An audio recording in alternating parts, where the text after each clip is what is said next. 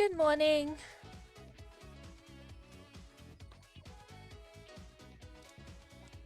I hope everyone's okay this morning. I hope you guys have had a good week.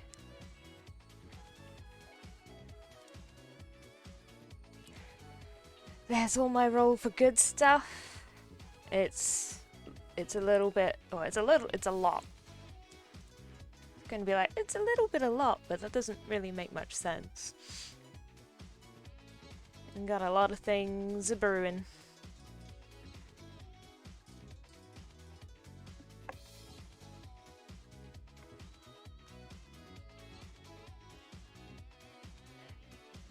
I'm just gonna have a bit of a groove while we're waiting for some people to drop in.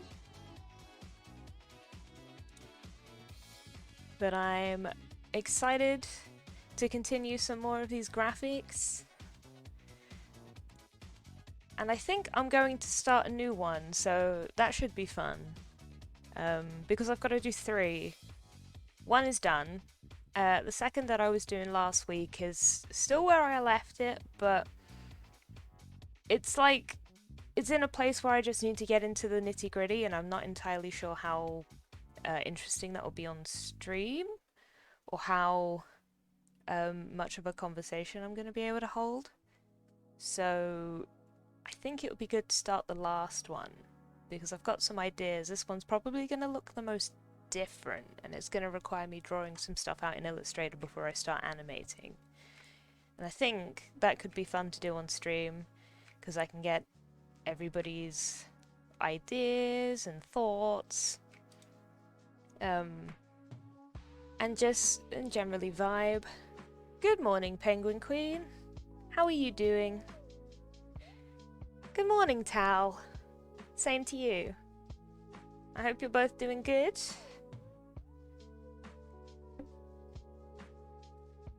Yeah, so as I was saying, probably going to start the final one today as opposed to carrying on with the other one, because I think that's going to... I just don't think that would be as interesting. So we're going to have... we're going to be drawing the last one, which is going to involve the Count, and I've just been calling him Frank. Count and Frank is how I generally refer to these two. Like, neither of them, it's not necessarily their names. I'll let the stream on the day decide that, if they want to give them any names. But yeah, Frank Burbington. I just like calling him Frank, for obvious reasons. But it just entertains me. Good, thank you. My workout yesterday has upset your legs. Oh no! I had that a little bit this week. We did, in karate, we did some randori, which is just more of like a contact spar. I didn't really like get hurt, I just got thrown around a lot. We were playing this game where, so usually when I do it, I'm smaller because I'm the only lady there, and they're all big dads. And usually my tactic is use their strength against them, right? That makes perfect sense. So when they go to push me or pull me, I intentionally go with them, because they are expecting me to fight back, and then it puts them off balance, and then I can get the upper hand, whatever. We were playing this game though where the first person to touch the ground with anything but their feet loses, so that instantly kind of ruined my plans. Because a lot of the time, it ends up going to the mat. So I was like, oh, how am I supposed to do this without going to the mat? So I didn't, I did learn some things, which was good, and that's the main thing. I didn't win any bouts, but I did learn a lot. I learned, fun fact, if you're engaged with someone bigger than you, you should use the fact that you have a lower center of gravity to your advantage, i.e. make them bend down, because they'll get top heavy way sooner than you do because you're short. So yeah, that's my tip that I didn't utilize until everyone was very tired. But yeah, it meant, long story short, it did mean that I was a little bit sore Wednesday and Thursday, just kind of moaning to my partner like, I'm achy everywhere. They threw me. But it's all good fun. I really enjoy it. And it was good because it was we've started kind of, there's not really a dedicated time where the younger brown belts end their class and the adults come in, and most of the adults of brown belt are higher, so we get to work with the younger ones. We don't get to do too much of the contact stuff with them, obviously, but it's quite fun working with them because even though we've got some like experience, they are so springy because they're so young. And it's good fun because they're just like full of beans, and it's really nice to see someone like with that like passion in the class, to be honest. Cool. I'm just gonna add some tags. Such young energy. Yeah, it makes me feel really old. But yeah, I'm like, oh god, these young ones. Beans. I'm just gonna add some tags because I realized that they disappear every time I launch, and I always forget to add them. So let's just add some more tags to the stream, and we're good. Cool. Cool. And my keyboard's playing up a little bit today, so I might end up moving around a bit because sometimes it doesn't want to respond when it's on the desk. So I might end up, if you hear like a wheelie chair going round, it's because I've had to put the keyboard on my lap so that it can connect. I need to find a wire to connect it with instead of it just going on the Wi-Fi, but never mind. Anywho, let's get some stuff done. So I'm gonna start in Illustrator because I'm going to be making the inside of a castle. So the castle is in the background of the other two, but the reason I put it in the other two is because I want Count and Frank to be in the castle experimenting on the dice. Now, I don't know if I'm gonna go as far to having one of our angel dice from May get zapped and turn into one of these devil dice. I think that could be really cool if I could figure that out. But at the very least, I'll have the devil dice kind of like on a table, and Frank and the Count are kind of like just, you know, pulling switches and stuff. And that's also why there's lightning in the background. Like I wanted there to be like a kind of connection to these. So I'm gonna just grab this sky layer because I might need that just for the windows. So that's there. And I should actually open... Let's open where they're posed, all my Halloween burbs. I'm gonna get them out for scale.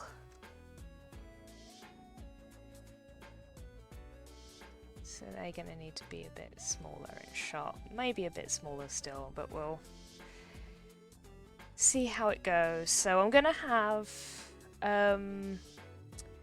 there's gonna be a bar at the bottom for Tiltify, which is gonna count up everything we've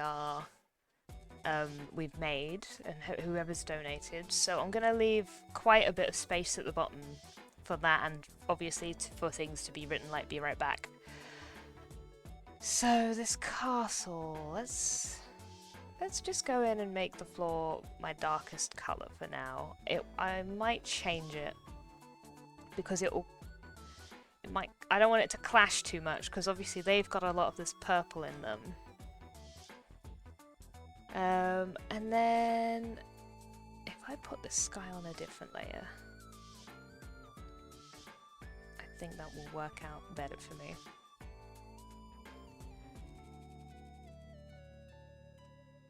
And then if I make a wall, and then I can pop some windows in maybe.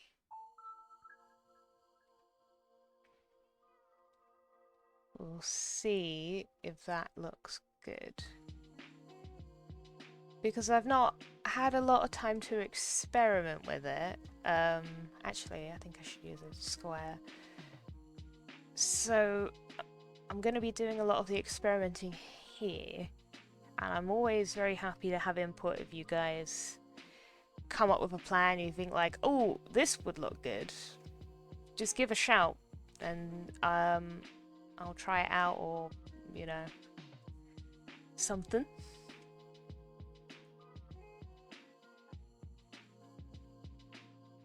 Okay, so yeah, I think a window like that so we can see some clouds, and this way I can maybe have a reference to the Gothic windows. Yeah, I was thinking, so the castle, the silhouette of the castle looks like this,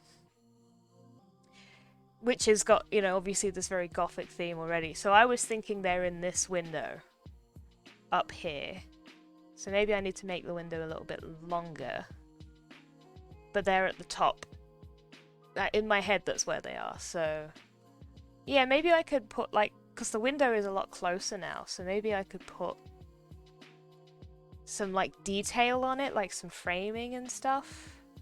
That could be cool. I'm not sure about the pink against the sky. I'm gonna just... oh gosh, the green is a bit too much. The red is no-no, because that's specifically just for small details and text. Even though that would look pretty rad, but I'm gonna try to not. Maybe I'll do like a percentage. So like I'll have it like faded on white or black. Let's try it on white first. Okay. Well, I think that's a bit... I'm liking that better than the pink, because the pink was a bit too bright.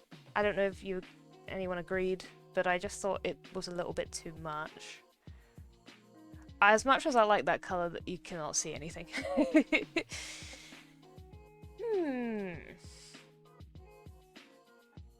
Yeah, my general rule is to not outline things in the background, but I think maybe I'll have a go at this window. Let's move those points down like I just did for the other bits. And let's give it a... oh, there it is. Let's go up to 5. And how does that look? I think it helps it look like a window. I'm gonna put some brick detail as well in. Oh, maybe that's a point. Maybe if I fade this as well. So I want it out, and then if I put this also at 50% opacity. Nah, actually, that can stay up, but I think the brick details can be at 50% opacity.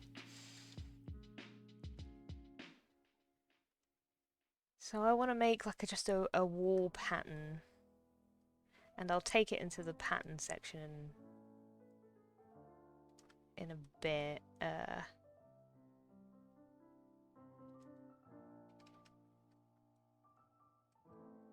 Okay, so I want this centered again, please.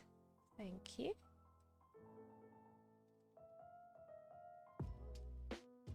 And there we go.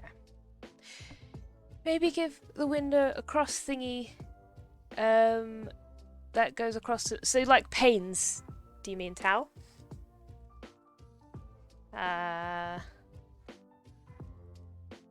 Yes, okay, cool. Yeah, I think some nice things can happen with this window. Like I was wondering if maybe I could do some like nice bars or something with some curls. I actually quite like that shape. I don't know if I need it to be there or yeah, like that. You know what I'm thinking? Like when Penguin Queen said gothic, I was imagining some like details around it. I think that could be really good. I'm gonna come back to the window because there's a lot. I just want to get this wall textured because it's this big old pasty pink wall. I'm also gonna lock some of these things so I don't move them. Excellent. Let's make a pattern for the wall.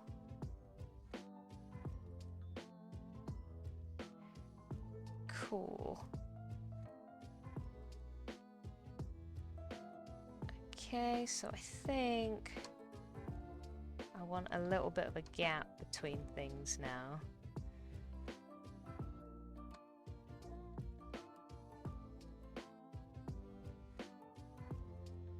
Oh, what happened?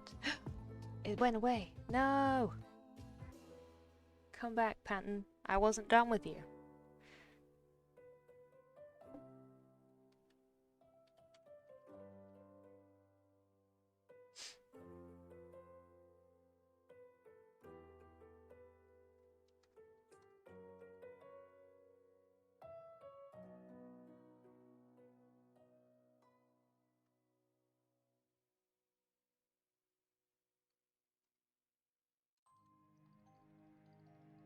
Okay, so it's a bit too wide in some areas. That looks a bit better, but that means this is off.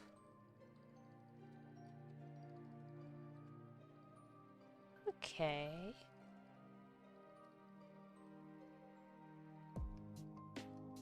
There we go.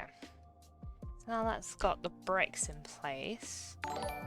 I want to give it some wear and tear. Josh, thank you for following and welcome to the stream.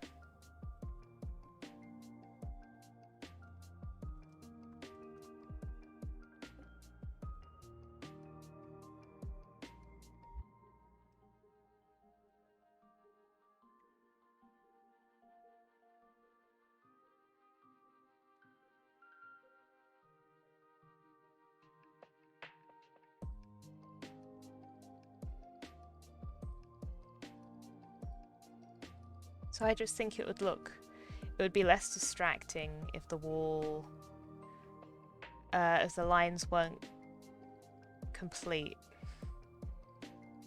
So if there were like little bits missing and...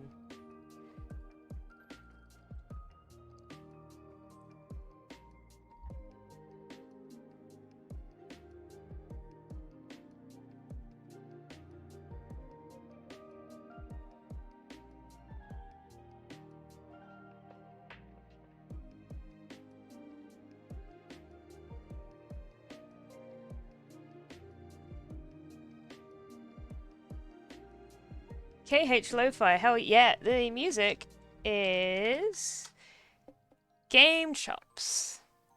It is lots of Stream OK remixes of game soundtracks that they license.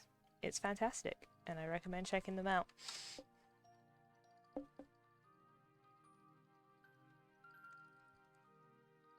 Currently just listening to the radio, so it kind of comes and goes, but I love that Kingdom Hearts track actually.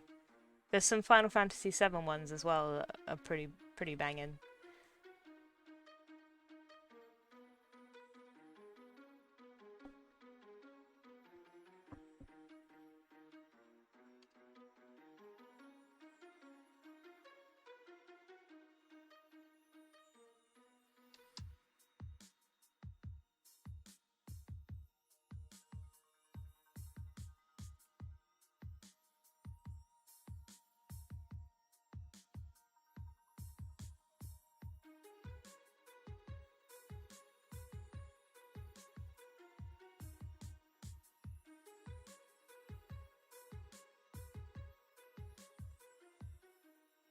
Oh gosh, that's a different shape.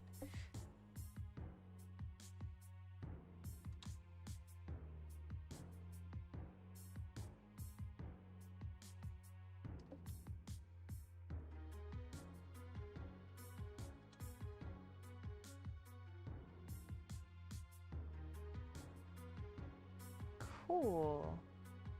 This is looking good, though for some reason this bit is no longer visible, and I don't know what I have done there, but...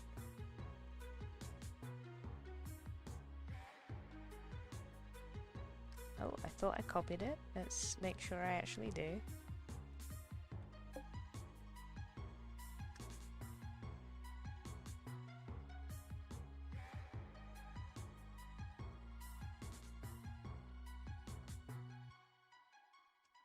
There we go.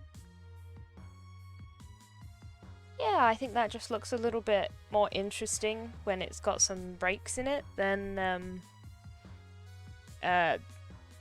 just rectangles.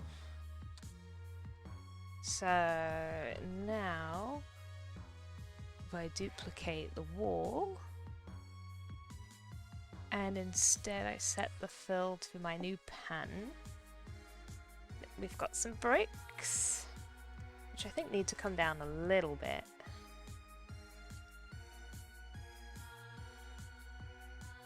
Maybe even more. Yeah. So that they're there, so you can tell that it's a brick wall. I'm gonna give my project a save, because I've just realised that I have not.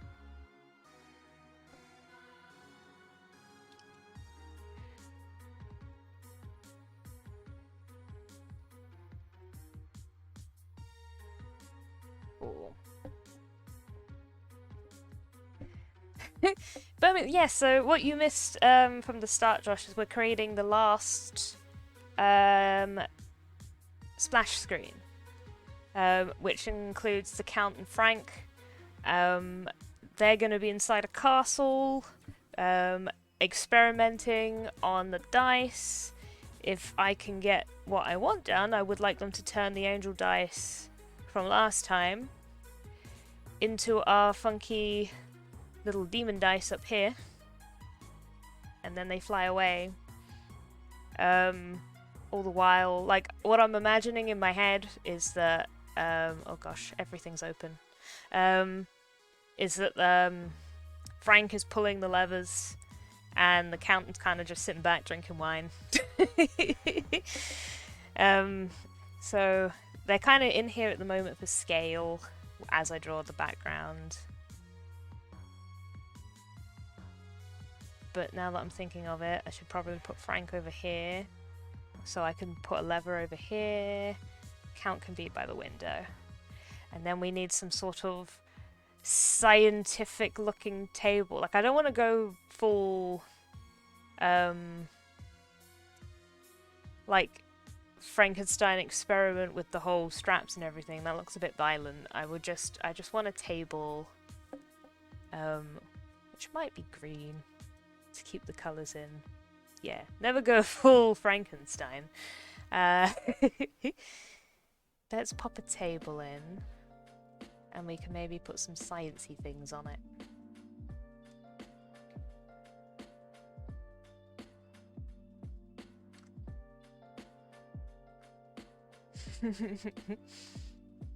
Great minds, Josh.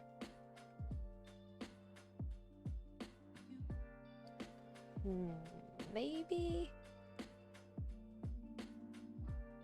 it's just kind of jarring, the green. Maybe I'll do the same thing. That's some weird. That's a good shout, Penguin Queen.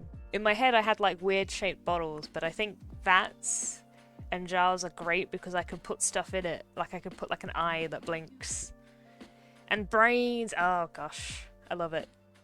I love the energy.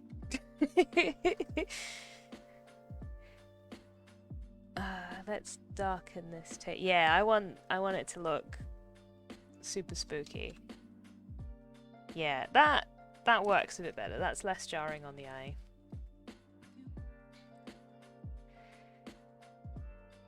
And okay, we got the table. we need a switch. So it needs to be within reach of this bird, but also visible.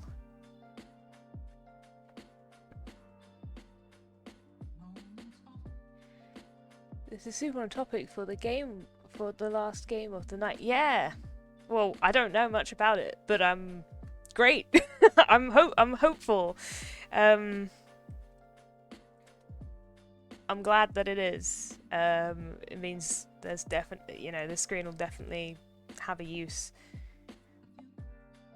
Thank you, Josh.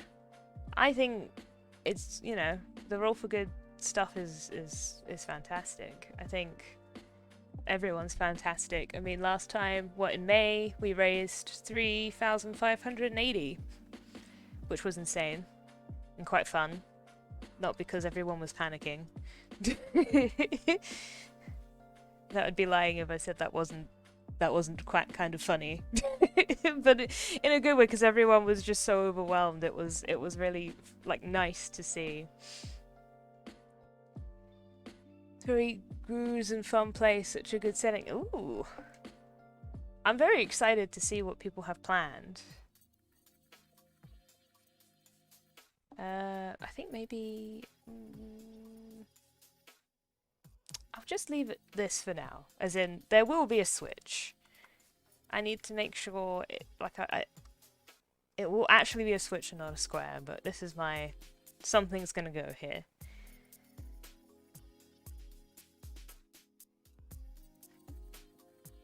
Tabletop RPGs are the coolest of places to be.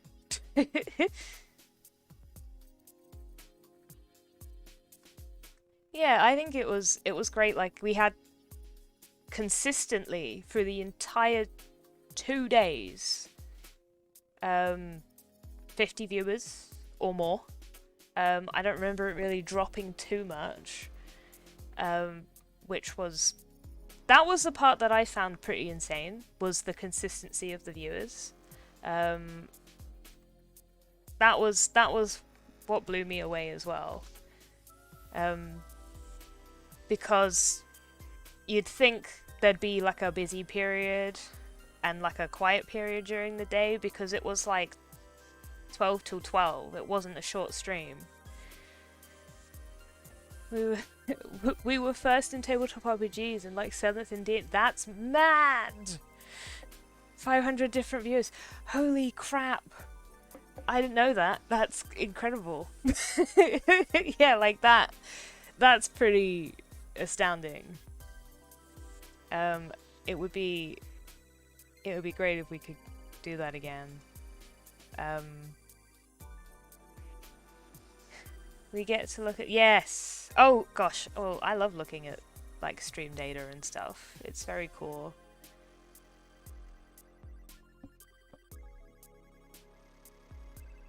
There we go. We got a bottle. And I'll do some VATs, but first I'm gonna grab one of these dice. I'm gonna grab the D12 because it's my favorite one. And put it in for scale. How big do I want it? This is probably a good size.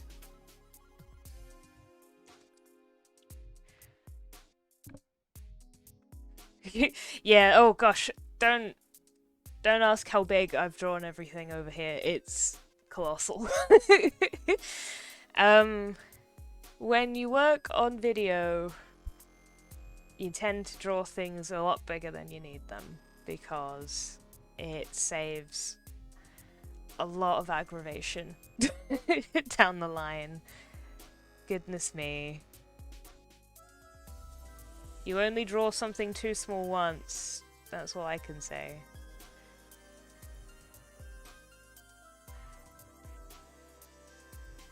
But because it's vector images,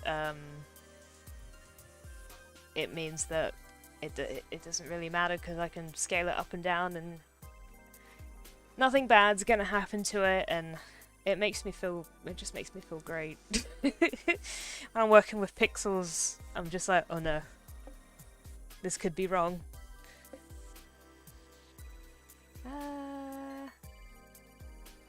I want like a big old zappy thing above it. Like a big old, I don't know what it would be, just some sort of machine.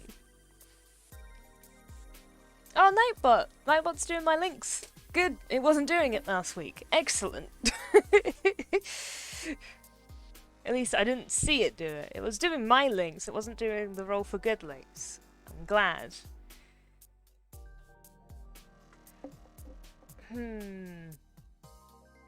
Like, I would like when you pulled the switch, some lightning came from a machine of some description. Some kind of lightning machine. That's just kind of conveniently above the table.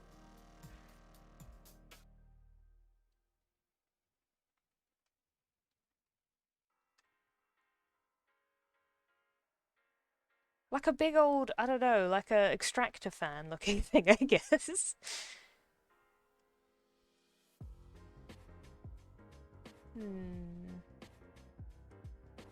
Thank you for the love. Now, is that too much purple? I think it might be.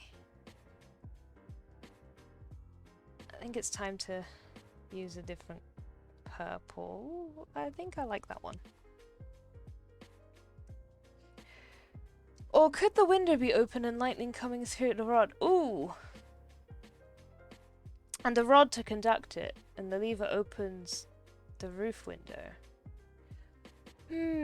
I like the idea of it being like a weird contraption. Yeah, I think I could put like a grate on it, but I kind of like the idea that there's just like a bunch of zigzaggy pipes, basically, coming from the window. Though that window would be a huge pain to open. I think I'm gonna stick with my little extractor fan, just because I've drawn the window on the other side of the room, and I don't want to move it.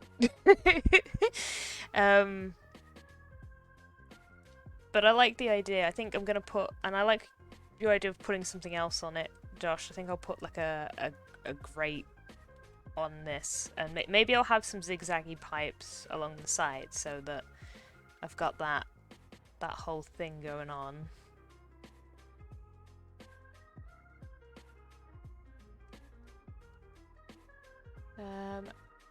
Let's make like a grate. Let's split this into...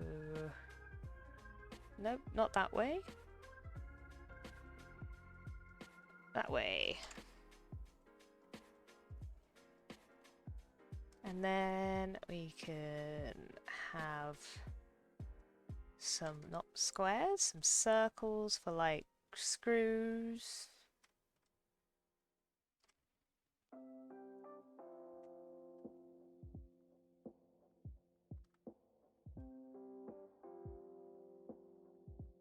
Maybe like a fuse box or something, I don't know. Just making shapes appear. It's the power of shortcuts and the fact that I don't think OBS picks up when I'm in a menu. There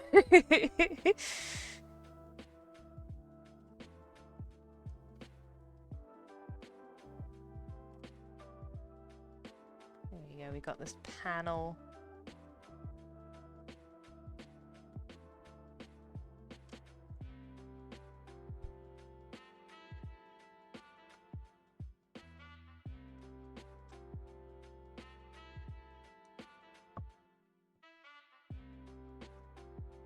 Do love the socials for GFX company. My dude Blue loves shortcuts. Shortcuts are the only way I think we stay sane doing graphics.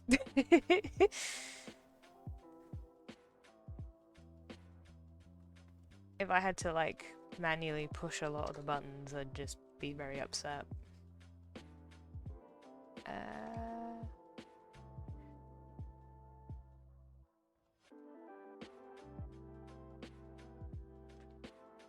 That's what I always think when like I talk rates and stuff with people, because some people when they getting out. They don't want to. The trap I fell into when I started was like, oh, but this doesn't take me very long. Like I feel bad charging for this. But I've kind of had a bit of a reflection and think like you not necessarily, you're kind of charging because you know how to do it, like it's your more experience, if that makes sense.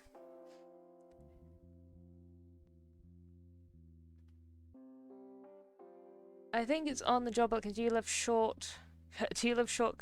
And if you want to know, your application gets shredded. 100%.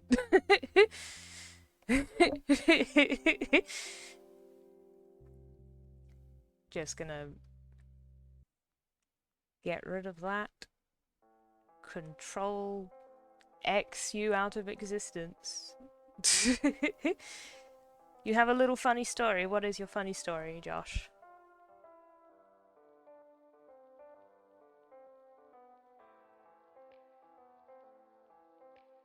I'm intrigued.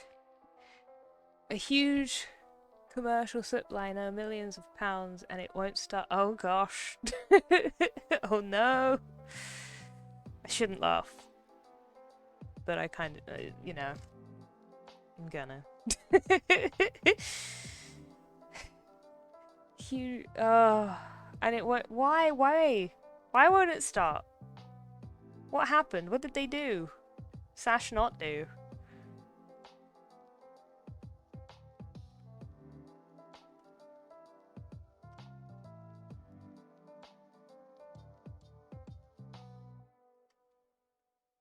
Yeah, that's a bit better. So they get a mechanic. Mechanic goes around and looks at everything, and then takes a tiny hammer and taps the thing, and it's like, oh gosh. Yeah. That sounds about right. He invoices the company 25 grand, and the company are like, why? And it's like, cause yeah, exactly. It's cause you knew. He knew what the problem was. It's like when, you know, like how people, obviously a lot of things that have increased in value in the last couple of years is like builders time has, you know, a lot of people want to have like an office for multiple reasons in their backyard now, and so like quotes have, like, I've had a few people notice that quotes have gone up on that, and it makes perfect sense because one, their time is horrendously in demand, I imagine, and two, materials, the cost of materials has gone up. It's harder to, you know, import things. There's like multiple reasons. Yeah, it's a real, yeah. I 100% agree. It's like you can't devalue your experience.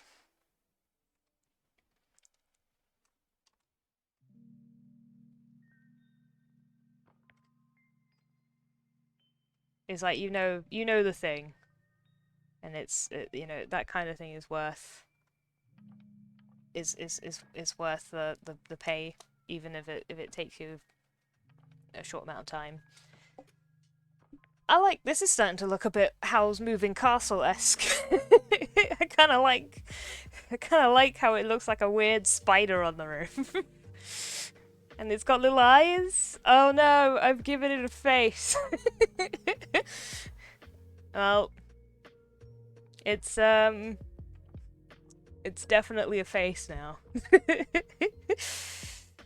Oh, everything is a face. I can't help it. I don't even know I'm doing it. You guys were witnessing. It's just, I just have a thing with symmetry, and I was like, oh, wouldn't it be good if I just put both of these switches here, and I gave it some pipes, some wiggly little pipes, and now it's a face. Maybe it can like close its eyes when the lightning comes out. It's just like, ooh, squeezing the lightning out.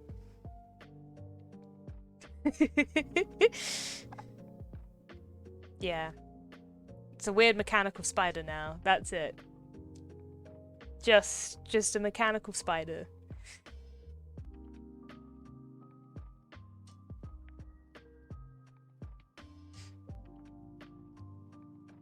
Okay.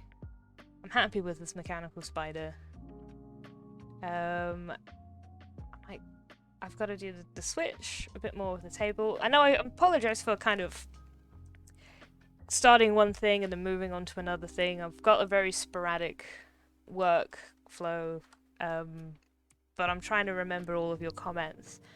I think I'm going to go back to this window. We've got the panes in, and I think, like what Penguin Queen said, we want to give it a little bit of oomph. Not too much, because I don't want it to be suddenly everyone's focusing on the window, but I think it could look really nice with a bit of a pattern.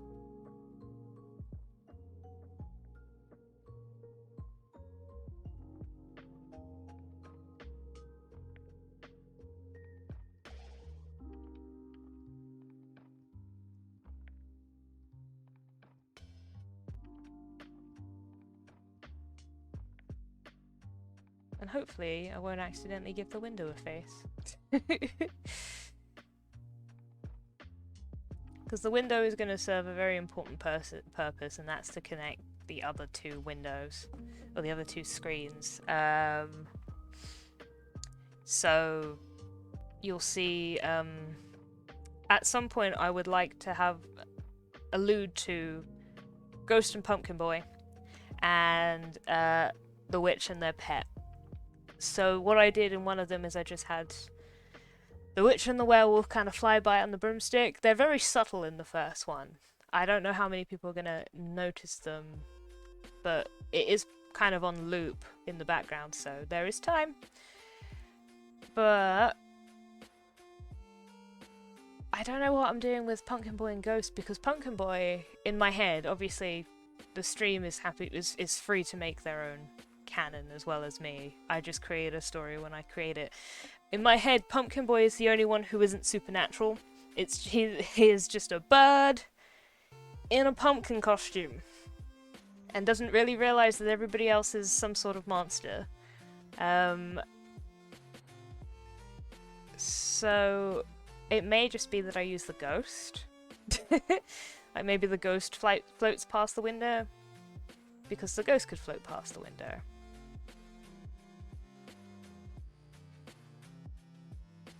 Maybe that's what it's doing after it disappears, after it steals the piece of candy.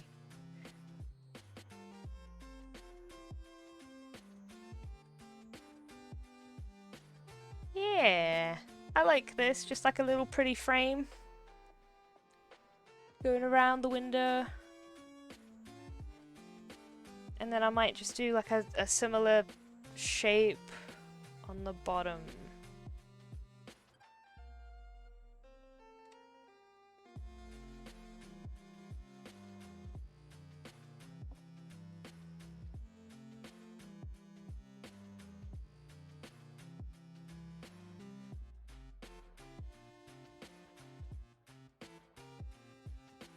Maybe just down like that. I think that could look better.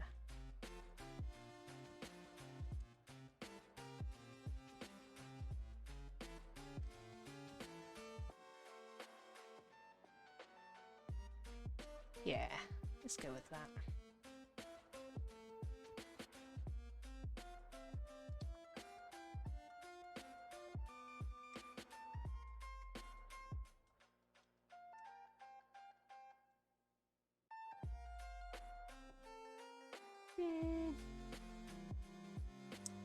Yeah, now that I see it duplicated, I'm not as crazy about that shape across the bottom. Might do something else.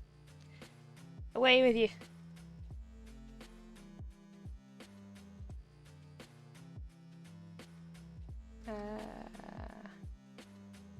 That's the same shape that's at the top.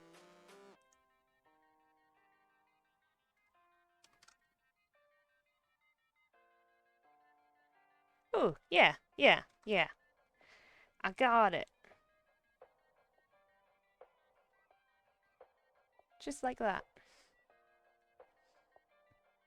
Why can't all houses have overly dramatic? I know, right? I love it. So, like, yeah, once lived in a place that had like a little bit of stained glass windows, and it was great. I was like, yeah, I mean, the windows are single glazed because of this, but it was very pretty.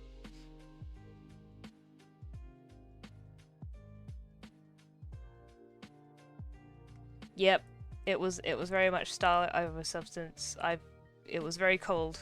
It was very cold in the winter, but but it was, you know, it was pretty when the sun came through. Who needs energy efficiency? I know, right? Especially now. Yeah, just like a little bit at the bottom, you know? Because we got all this stuff going on at the top.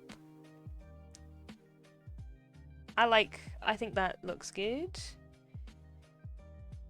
I wonder if there is a specific word for this stuff. Filigree is the closest I have. Yeah, like that's the one I'd. Oops, sorry, I touched the mic. That's the one I would probably go with. I'm not entirely sure either.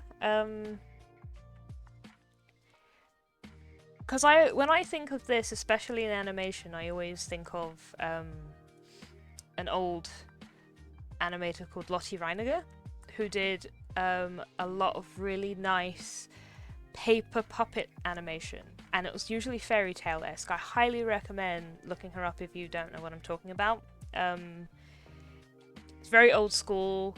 It was all lots of nice stuff, lots of nice patterns cut out of like black paper that was on a screen, and it always reminds me of that. Grill work. Ah, well that kind of makes sense because it's iron. It doesn't sound as like artsy though as filigree. But yeah, thank you. Okay. Yeah.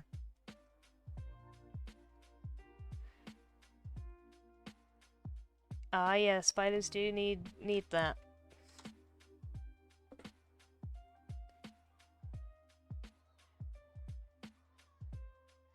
I don't mind the spiders hanging out on my window if that's where they stay. Like if the spider's happy to stay there, I'm like, we can have a truce, you and I, spider.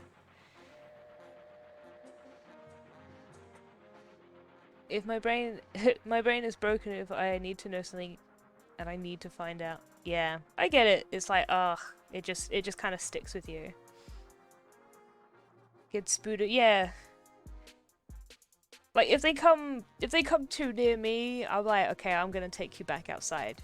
You've overstepped your boundaries here. But if they're happy to work with me and stay outside, then then we can be friends. You can get rid of the bugs, and you can stay warm here, and I won't kill you. Spiders and friends, not for yeah.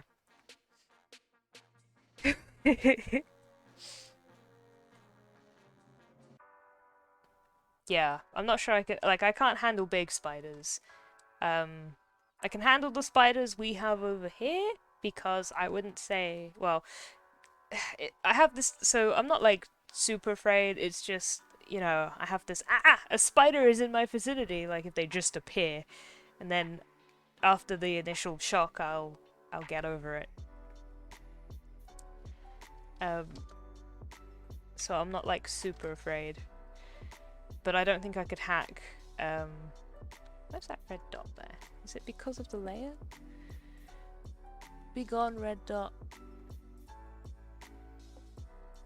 Ah, that's why. Okay. I got rid of it.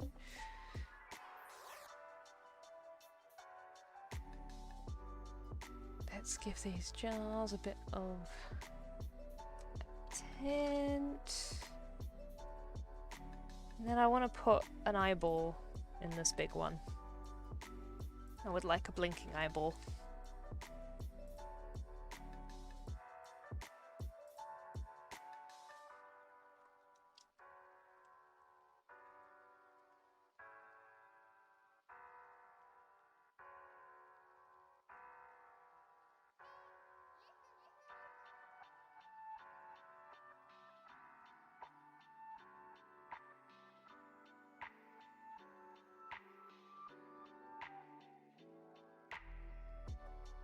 It can just move around, you know?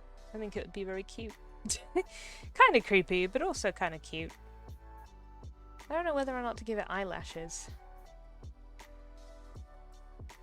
Oh yeah, I'm feeling the eyelashes. Because they kind of look like eyelashes, but they also kind of look like antennae. So, I'll, you know, whatever you think they look like.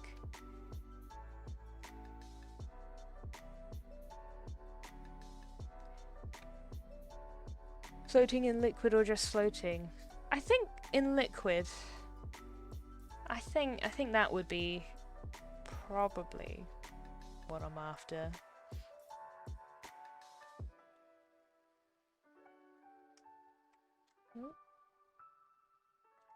Well, I'll leave it.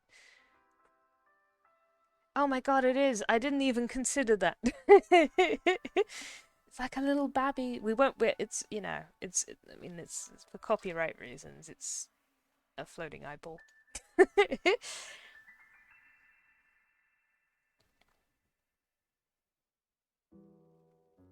It's a looker or something. Let's give it like some lime green goo to float in. So this needs to go here, and so does this. And then, yeah.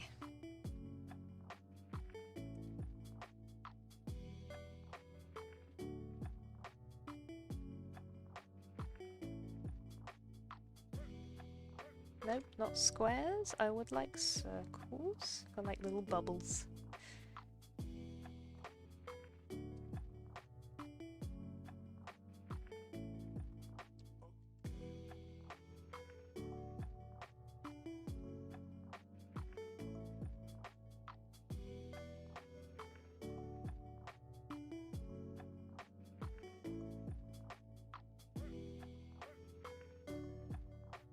Beholder in a gelatinous cube in a it's like a horrific monster to duckin.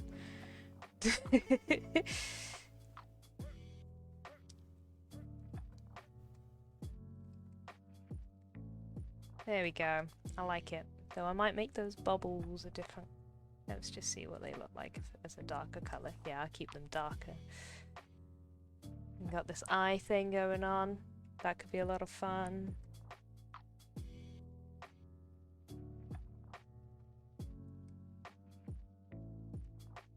Let's fill this bottle with some green stuff. Oh, no, I want to just draw a new shape.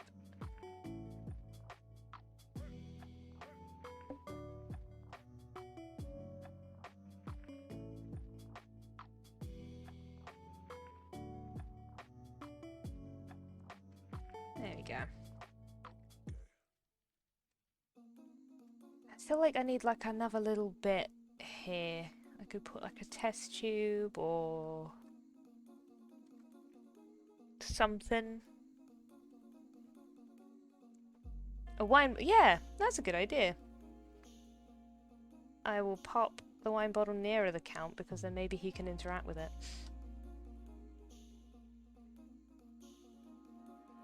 Okay, wine bottle.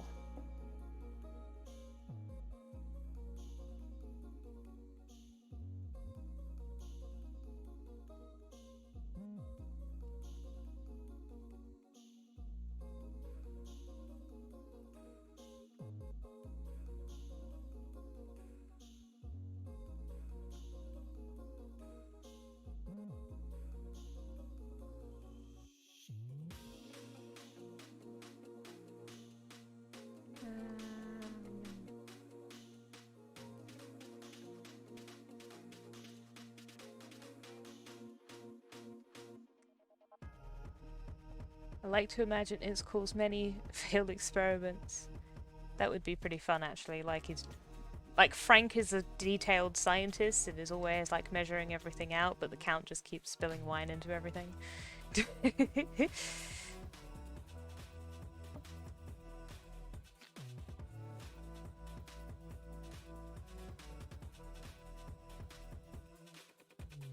This is why I like doing the initial drawing bits on stream like this, because you can kind of create the lore as you go along when you draw things. It's not quite symmetrical, is it? It's bothering me.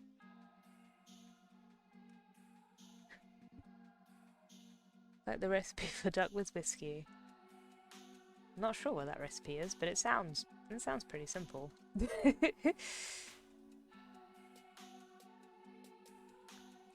Okay. I'm gonna just flip it because that is bothering me slightly. So I think the way to get it symmetrical is to just delete the points on this side.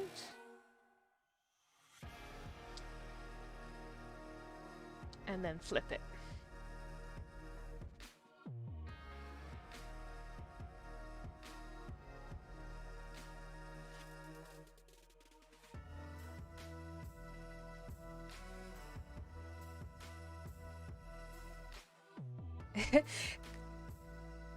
Kind of whale. Like, I like doing it on stream because you guys in chat will come up with ideas that I wouldn't think of. But they're great ideas, and it helps. I just think it helps add to it. That's... Now, do I dare allow this to be red, even though red is a sacred color that we don't have a lot of? Maybe like a bit of it red. I actually quite like it dark.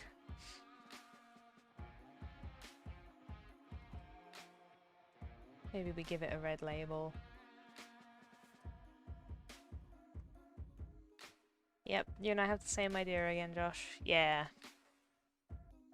I think that's permissible. It's a fancy bottle. It looks great. It looks at home there. Just gotta get that switch done.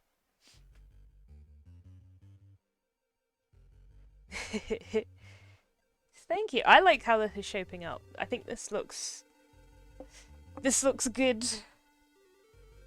This might end up being my favourite one, just because I've come away slightly from the sky.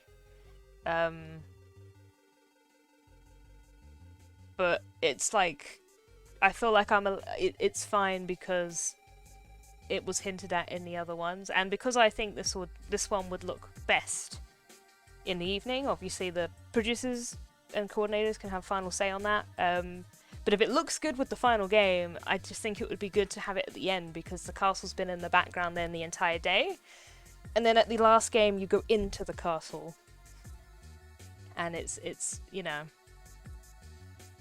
I just think that works continuity wise. Okay, what do I want the switch to look like? First off, I don't want it to be green. I've decided that I hate this switch being green after looking at it. I think it needs to be kind of like how I did the wall. So, Lamordia is the Frankenstein setting. Oh, cool! I was unaware. I have like a basic knowledge of some of the the D&D settings, because a lot of the time I end up playing in a lot of homebrew. A Ravenloft nerd. Yeah, see, I've only started... We haven't really... I'm in a Curse of Strahd campaign at the moment, but we haven't gotten super far. I know a little bit about Forgotten Realms, and literally a couple weeks ago started Tomb of Annihilation. That's pretty much my knowledge of the in settings. I know a little bit about Dragon Heist, which I think is Forgotten Realms, isn't it? So yeah, like most of the time we just have homebrew stuff. Curse of Strahd is fully my favourite adventure. Also playing Tomb of Annihilation at the moment, and it's miserable in a fun way. GMing and olaying in 1, also in Tomb of Nine. Yeah, like it's. We just started. We did the level 1 to 3 adventure, and there was nothing against the Dio. There was a few like we don't understand what this is complaints, but we're getting there. We're getting to the tomb. That'll be next time, which might be later today. Actually, I don't know. I think I might be playing some of that later today, so that should be fun. Oh yeah, instantly when it's purple, I'm loving this switch more. Yeah, so we've only just gotten to the location, but we haven't done anything yet because we were doing the 1 to 3 shenanigans. We won't be in the tomb. Yeah, I imagine not. That's fine. I'm a level 2 sorcerer. I don't want to be anywhere. Though, I mean, I think I said this story on stream before, but I have to recount it because it blew my mind.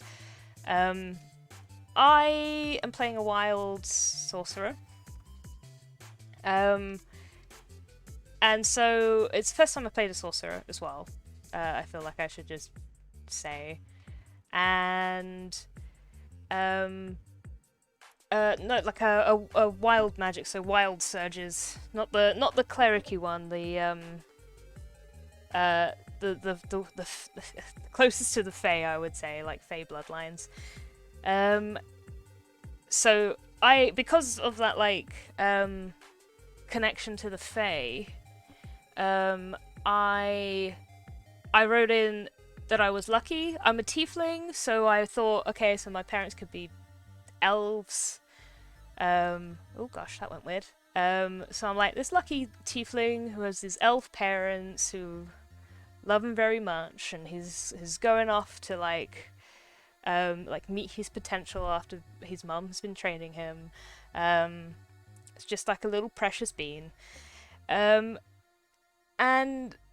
I didn't expect much to come of the fact that I just was like, oh, he's lucky. Because it just, I meant that in like he's both gets good fortune and bad fortune. But I rolled redonkulously. There was a part in that adventure where we may or may not have been teleported near some prisons, and I managed to roll for the prison that was open.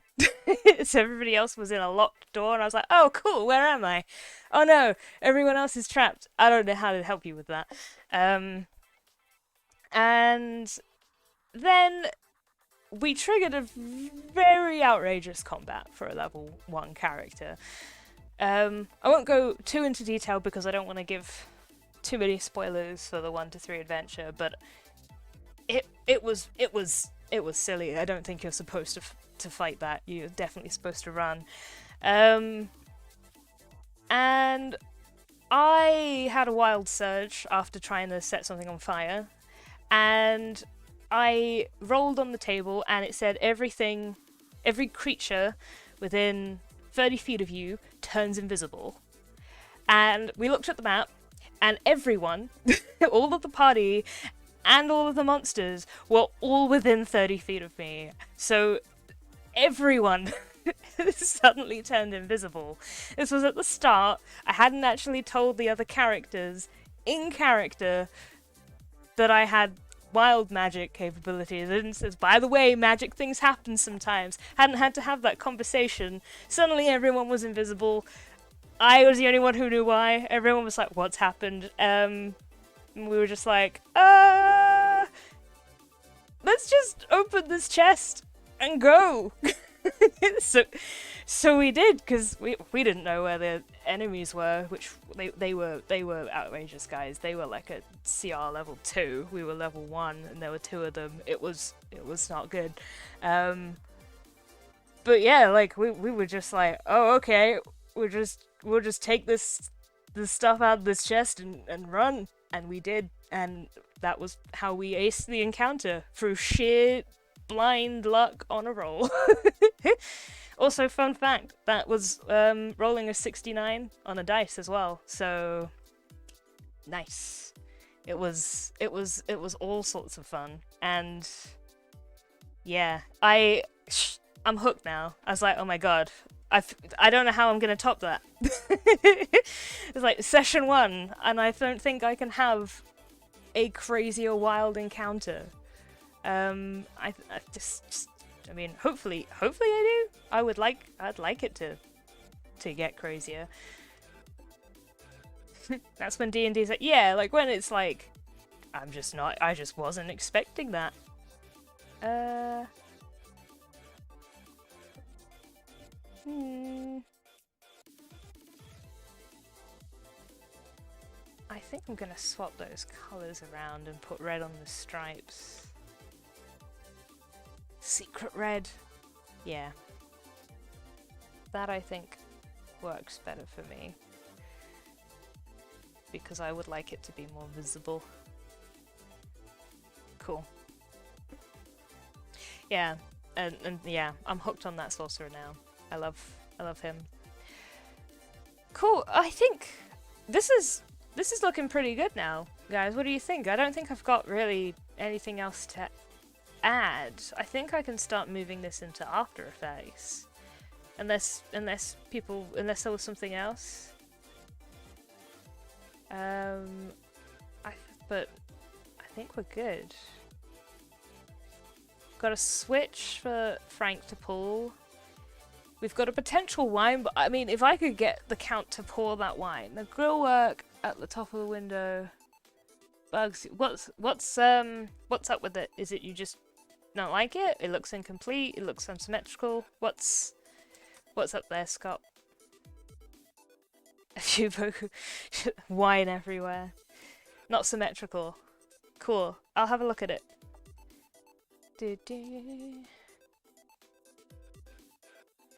So I've followed it round. I could try. Well, yeah, I can see where it's not on this line, is it? Let me try flipping it. Oh, that was too much.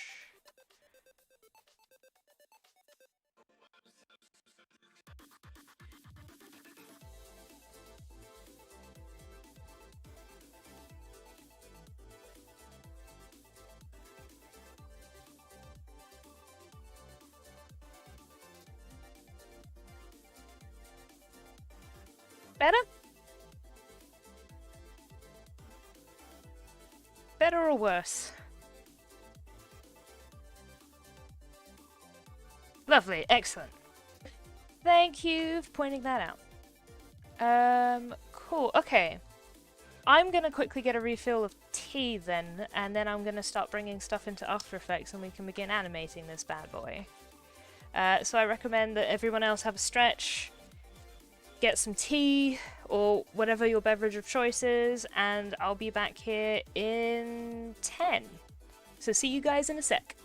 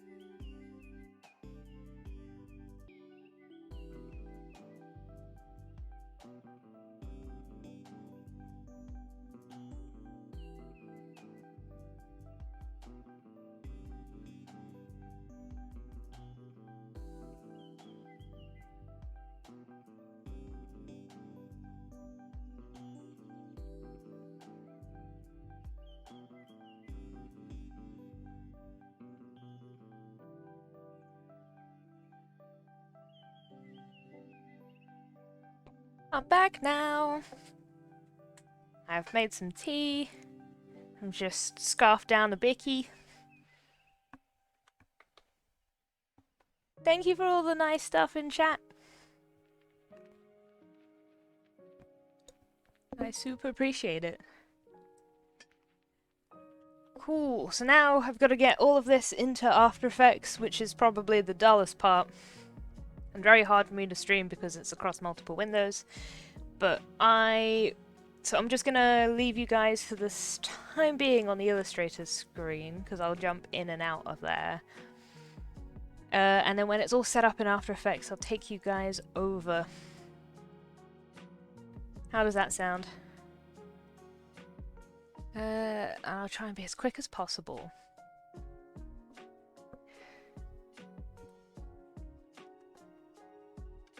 Gonna need the clouds on a different layer. Sounds good, cool. While I'm kind of just naming layers and moving stuff around. Cool, no problem, Josh. I think last time we was talking about favorite movies because that's the sky. Because my partner recently did their top 50 movie lists, because just something that their friends were doing. So they were like, oh, well, what would be on your list? And I was like, I don't know, because I'm not really a movie buff of like any kind. But I sat down and thought about it, because I was like, I can get 50 movies, you know, like, because it's not that I avoid them, it's that I only really watch movies with people. So it's a hard one for me, because it's not something I don't tend to just sit down and watch a movie by myself.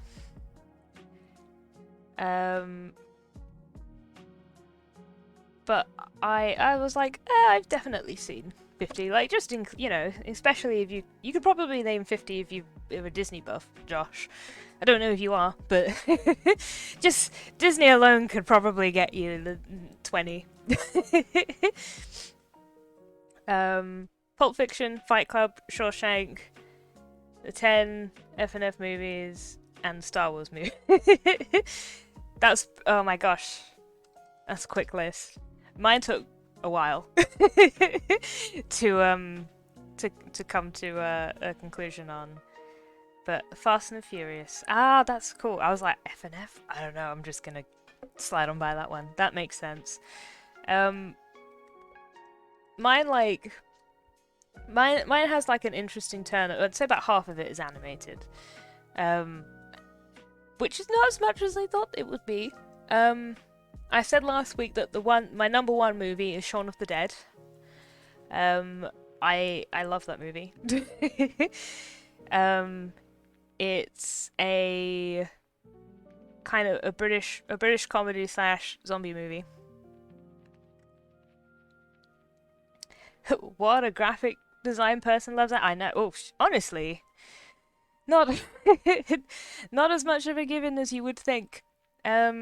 Cool, that's the spider machine. But yeah, number one movie is not animated. It's definitely Shaun of the Dead. Highly recommend if you like Simon Pegg, but you've probably seen it if you like Simon Pegg. It was the first one in the Cornetto trilogy. It's great. It's my favorite movie. It's my favorite movie because I have like it kind of gets like an emotional thing out of me. Because Sean's mum reminds me a lot of my own mum. And that's pretty much it. Like, it's a very this just feels very like personal. But some of the others on there, like the next one after that is Into the Spider-Verse, which is amazing, and I highly recommend, even if you're not like into Spider-Man, because it's just so pretty. But I won't go on about it too much because I went on for a huge rant last stream. But what are your guys' favorite movies? I've got like a few on there. I talked about a lot. I don't think I mentioned that Mean Girls is on there last week. Uh, Gosh, I love me some Mean Girls. Into the Spider-Verse is amazing. Yeah, it's phenomenal. The characters are great. It's just everything about it is ridiculous.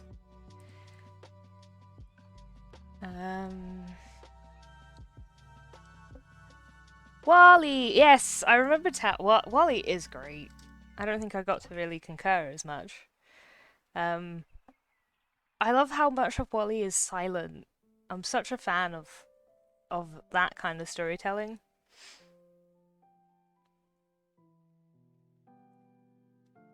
Like just being able to do it visually, um, is like such a talent, and just I feel like really underrated.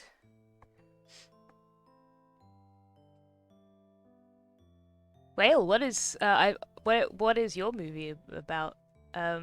Or Amelie? I think. Well, I know. I don't know if it's like the movie I know as Amelie um,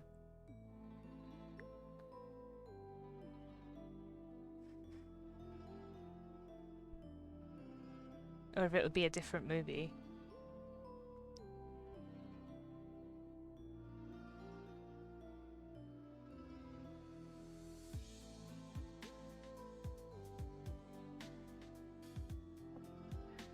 Modern fairy tale. Oh, that's very cool.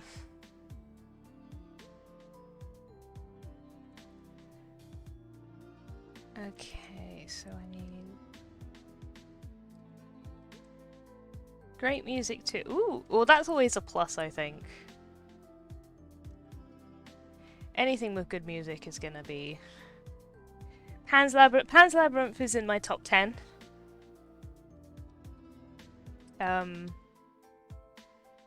It's one of those, like, just really good tragic movies.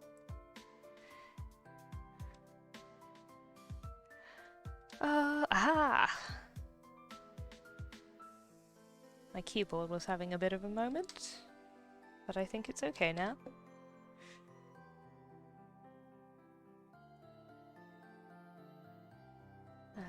Yeah, I haven't seen Pan's Labyrinth for like a while now that I think about it. I should probably give it a watch again.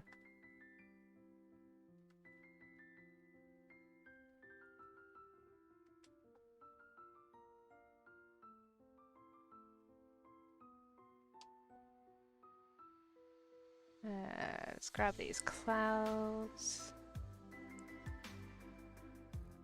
Posh them into my After Effects.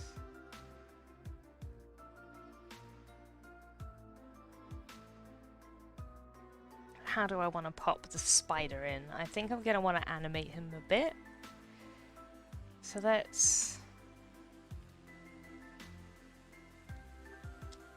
consider this the face, because we're all thinking it.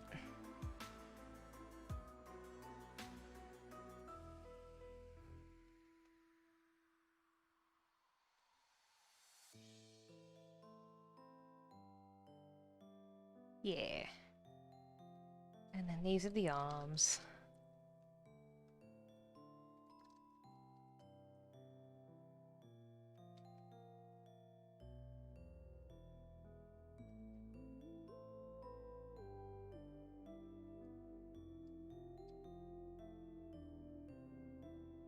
Nice.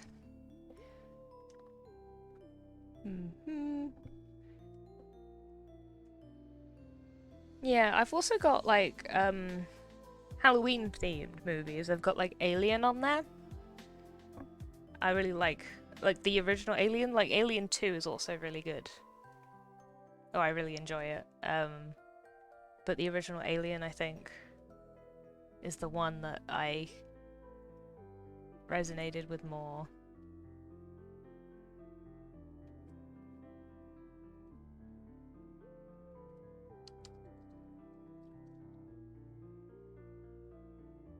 Alien made you break your first lap. That's fair.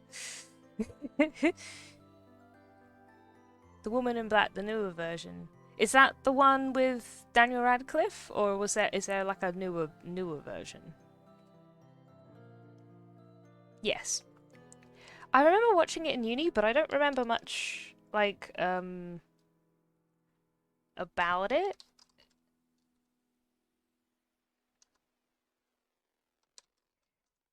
Because it was so long ago now. Just had made a cup of coffee. Down into the vents. Oh no. Oh dear. Never mind. Okay, so to make things easier for myself, I'm just gonna want that just resting behind, I think. Let's get that in there. And the eye.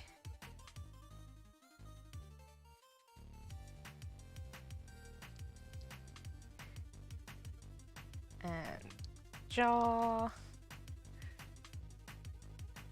RIP. Josh's old laptop.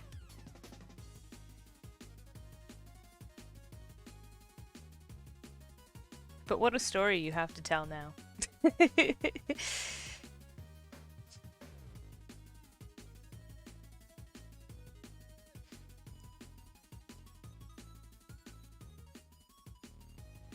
Once spilled beer over my keyboard and the people I was chatting with thought strokers, oh gosh. I don't think I've ever crashed out from spilling anything on my keyboard, but I was once having a chat with some friends just before we were going to play some D&D, and then one of them, who has a cat named Phoebe, yelled out, "Phoebe, no!" And then the call cut out.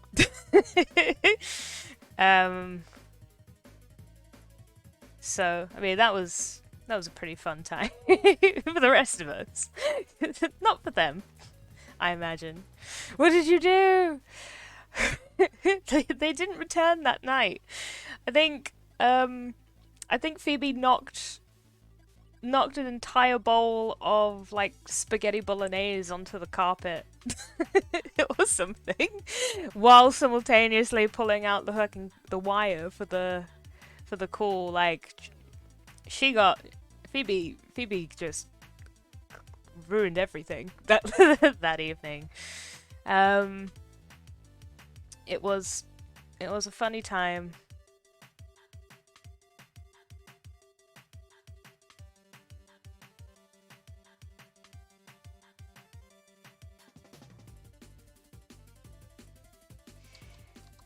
It's still a time that we reference. It's like being like, do you remember that time? And, you know, knowing full well that they do.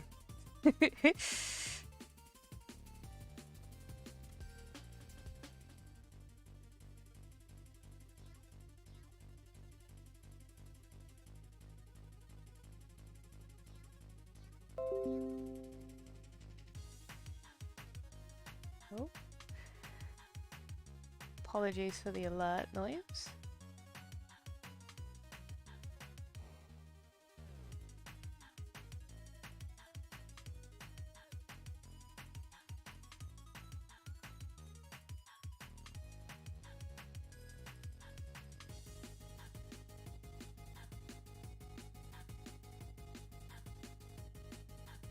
Anyone else immediately start looking? Yeah. Sorry about that.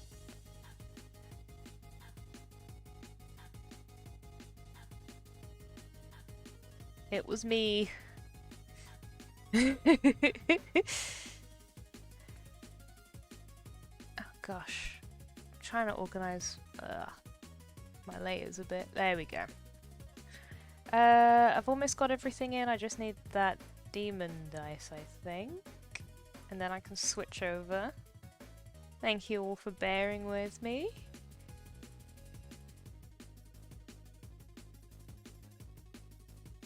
Are these... yeah, they are good. Excellent. Come on in.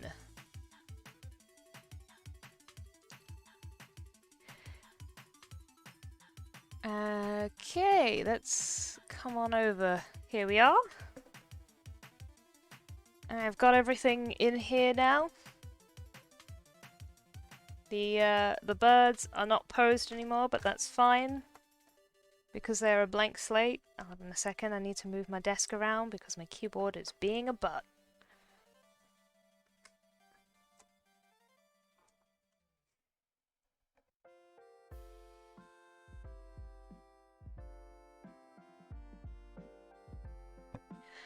Also, I've stopped trying to fix After Effects' unwillingness to fill the stream window. I keep pulling it down. I would describe it as like a t-shirt that rides up, but every time I flick out of the window it will just pop right back. So I know that sometimes it's not there, but it'd be like that. After Effects it does what it wants when it wants, and I have no say in it. Cool. Okay, we've got everything in here. We've got the little birds. They've got like a little jig going on so that I knew that I'd rigged them correctly. I think what I might do is try and have... Yeah, oh, apologies for hitting the mic again. I might try and get the Zappy Zap done with this dice on the table. Which means I just need to... Oh gosh, not move the table. I need to find the dice from May that it is going to be transforming from.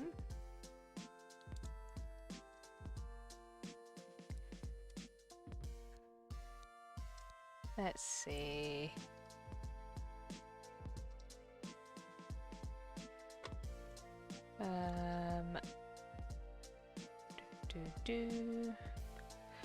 Morning, Jupiter Spire. Welcome to the stream. We are making a new screen. We have just been drawing it up. Where is my document?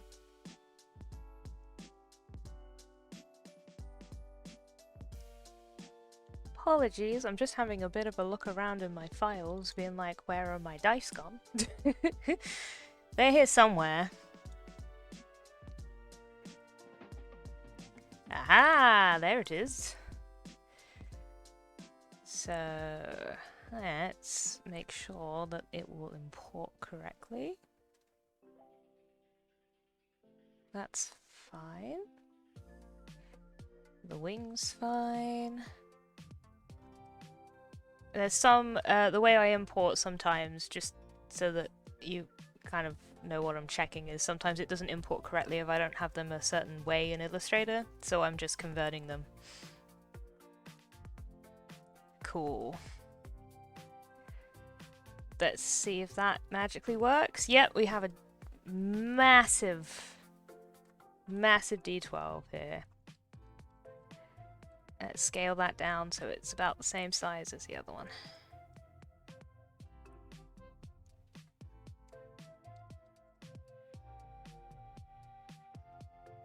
It's pretty good.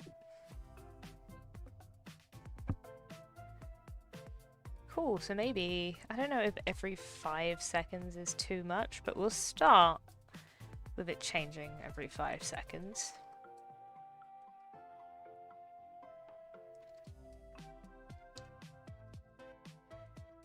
So that it goes from good to bad.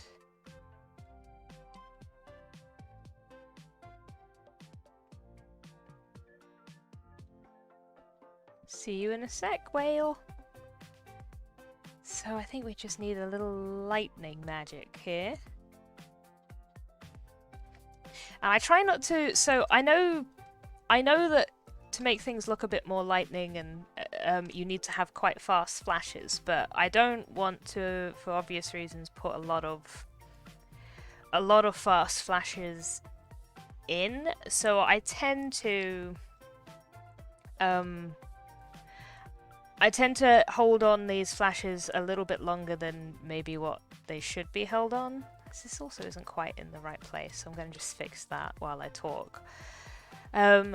Just so that I'm 100% know that it's not going to be causing anyone any issues anywhere.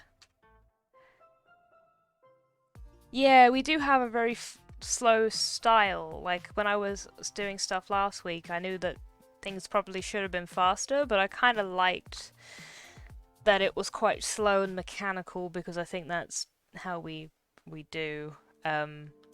Just lightning itself, because of it's just hard to animate slowly. When I'm doing it at 25 frames at FPS, which is my usual, I won't have any frames shorter than 4 frames, because that's usually good enough for the flash. But because this is for Twitch, I'm working at 30 FPS. So it'll probably be more like 5 or 6 frames. It's not like the easiest to translate, but we'll just watch it and make sure it's not too jarring. That's what I've done for the lightning in the other sections. So if you look at this cloud in the background here of this one, you'll see it needs to render. There'll be a little lightning flash, and they're on for about 5 frames. And it's just, obviously that's in the background, so that's not really as much of a big deal. But that's kind of how I'm thinking I'll do it, but in the foreground. So I am going to actually steal this lightning bolt, because it's gotten a lot of that stuff set up already.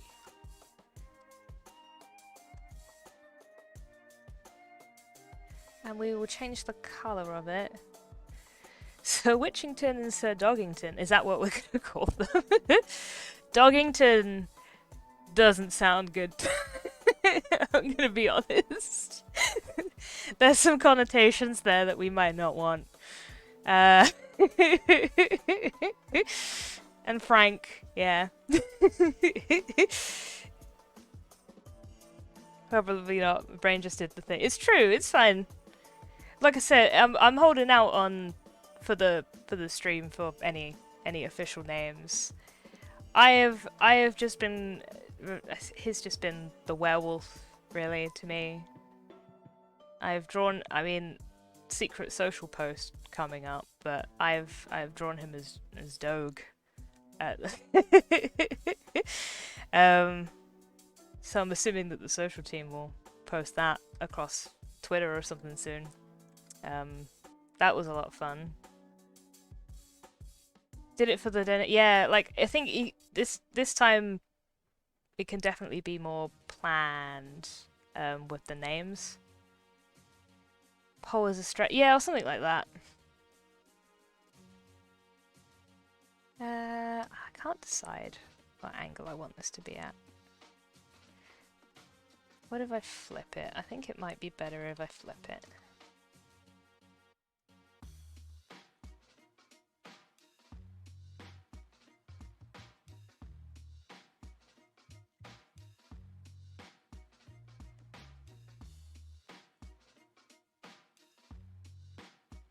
I think if I move it so the line comes on like there.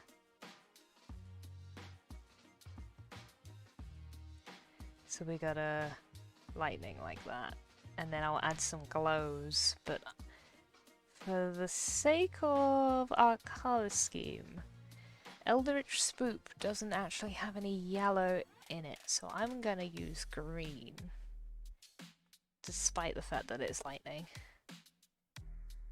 The Angel Dice gets a pass for not being in the color scheme, because, yeah. And I think what this needs is a frame in between that's neither, but like a silhouette. And that should help sell it, I think.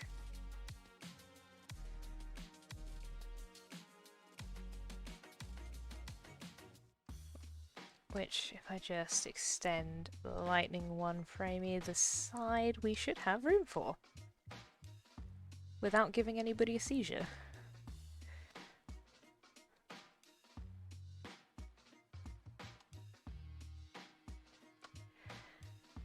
Okay, I'm gonna use the angel dice as a template.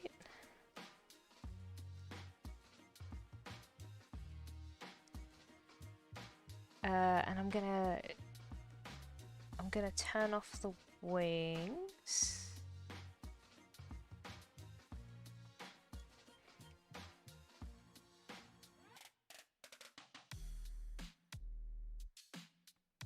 And we're gonna set the lines to this light green from the clouds, I think.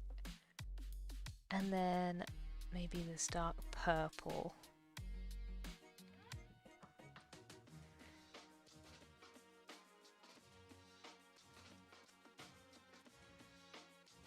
And then I think I'm gonna want some sort of glow around it.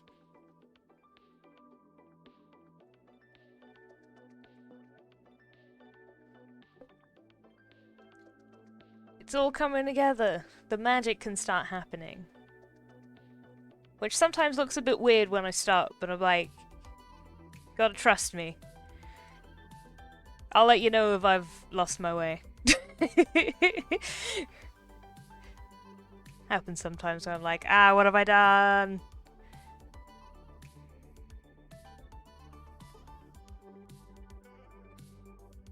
Let's neaten that up a bit. Doesn't need to be too neat because it's a laser beam.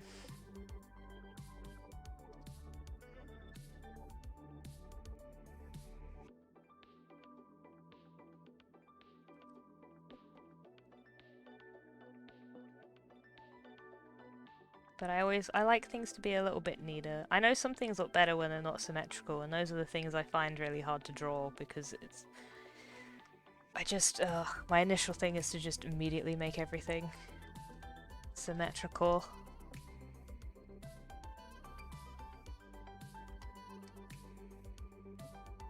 Let's take the opacity down slightly so that's a bit see-through.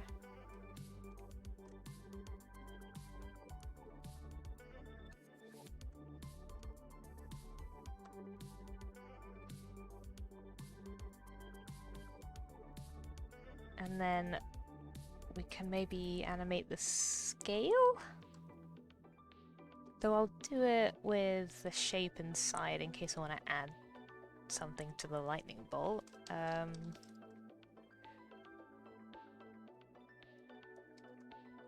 Where's my center point? There it is. Okay.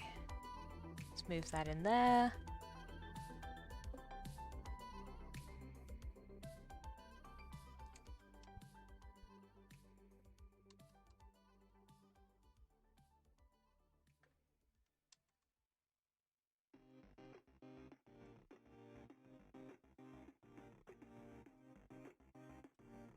Getting there. We're getting there. Nah. And obviously the wings will be moving, but I think it's coming along. I might add that to the lightning bolt as well, like a little bit of a glowy beam. It's all simple shapes, my friends. It's all simple shapes.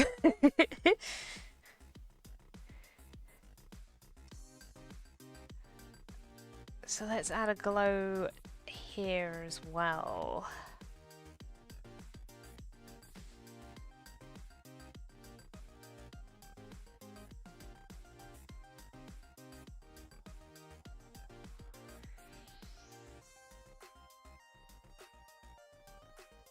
And then that's already doing its thing.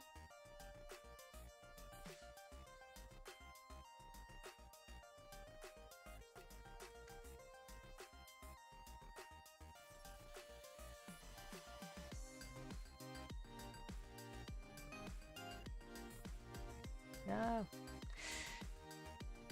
There we go.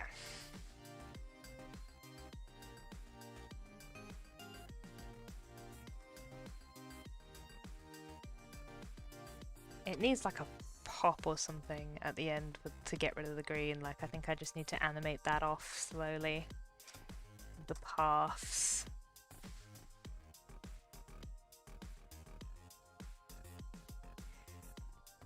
So just like tiny bit in there, and then that part's gone.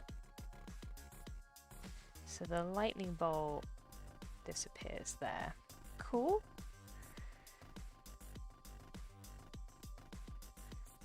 This is a lightning glow.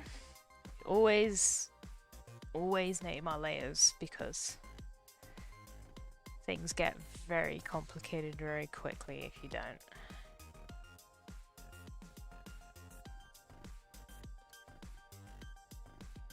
Okay, so we want maybe to just come in a bit, I think. If I bring everything else, all of these small bits in.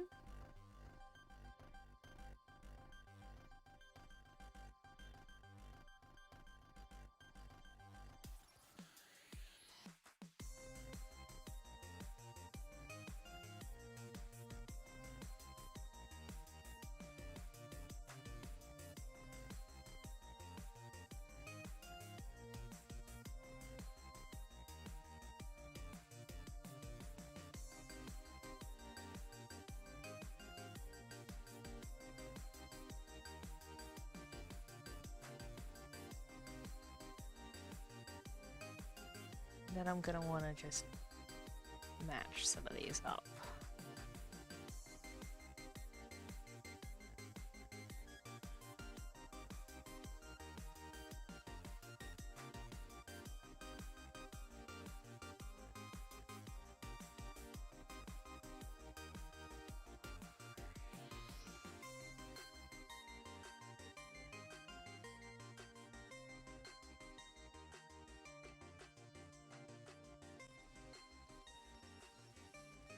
So it goes like that. Let's see how that looks. Whoop! A little faster that needs to be, but we're almost, I think we're almost there.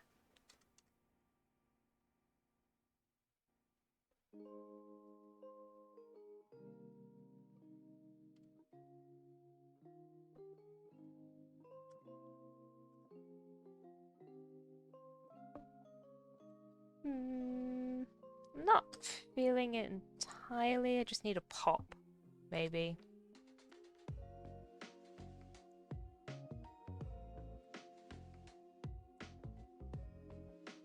Maybe this needs to go a bit quicker. Yeah. And then I just need a pop. Yep.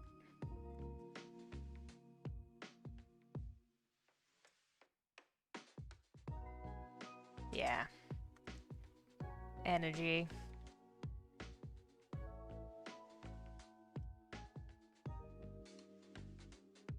So I'm just gonna want, let's do a white line for the now.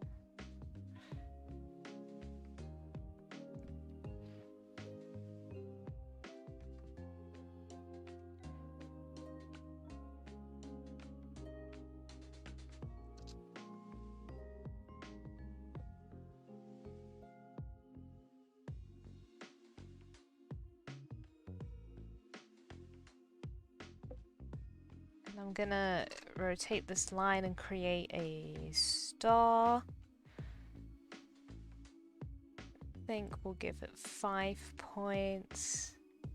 So 360 divided by 5, 72. And the beautiful thing about After Effects is it'll do the math for you.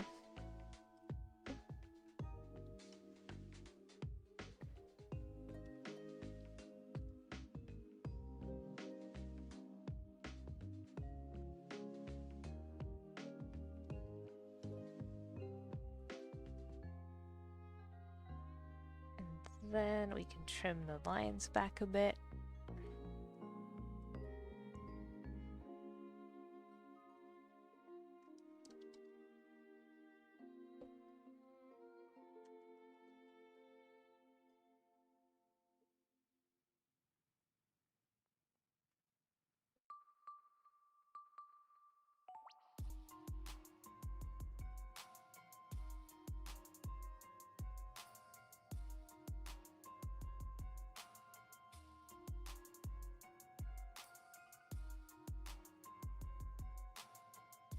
There we go.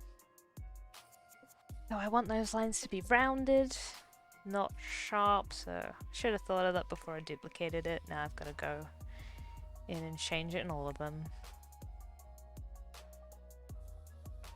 Never mind.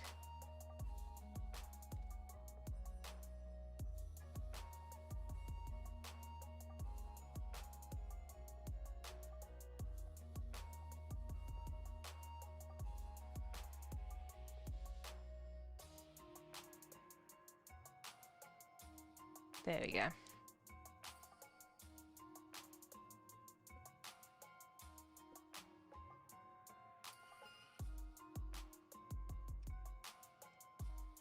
So how does that look? I think that helps. Bling!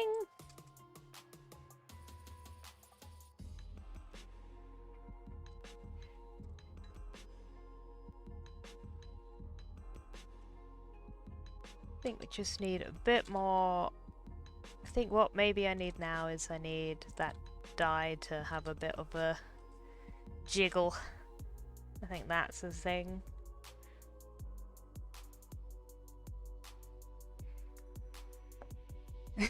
Some kind of evil laughter. That's the thing, because the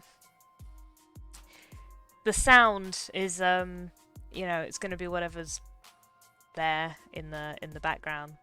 It'd be great if there was like a kind of noise.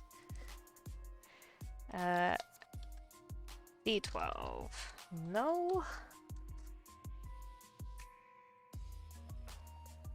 I'm gonna rename so I know which is which. An evil quack. Whack, whack, whack, whack, whack, whack, whack.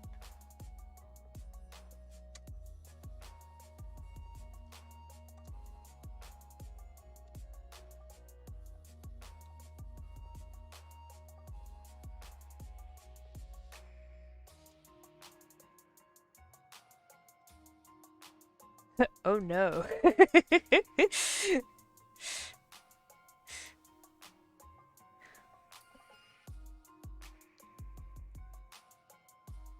Okay.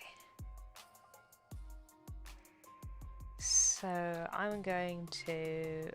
Usually I'd put a wiggle on, but I actually feel like keyframing this right now, so... Let me just grab those, pop them on, and we're going to give it a bit of a wiggle.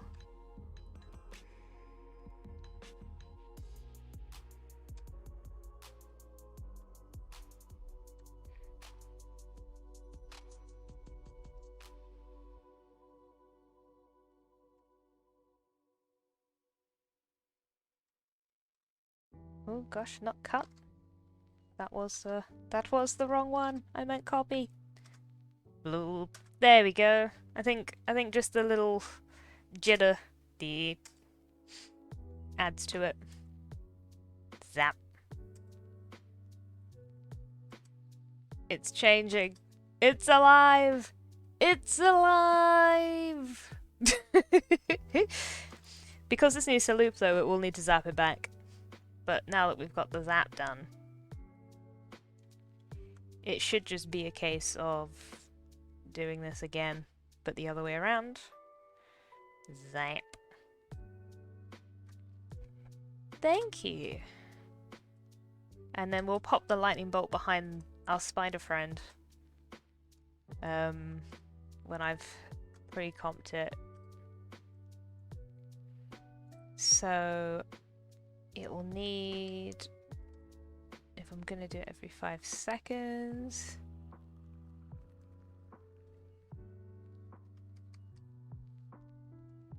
I'm gonna need, oh, the burbs also disappear at this point. It's okay, we'll extend them in a bit. I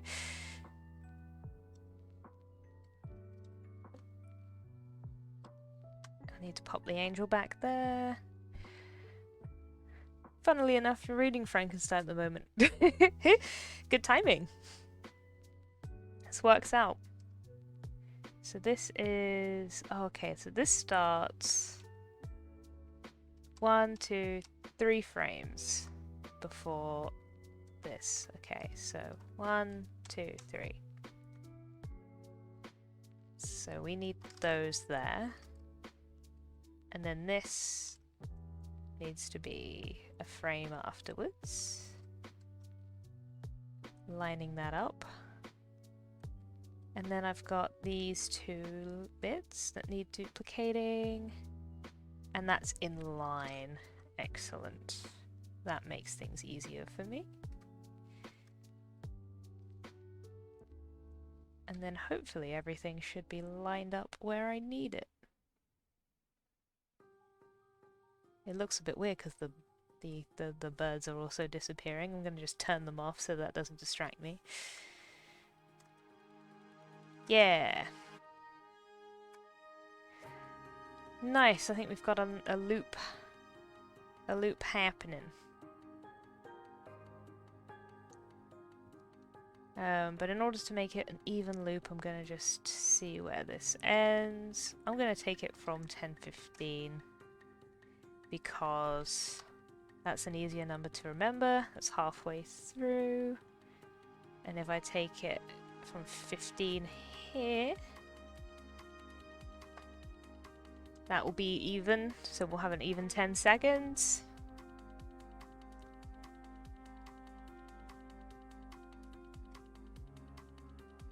And I can take all of this stuff and pre-compose it so it's all together.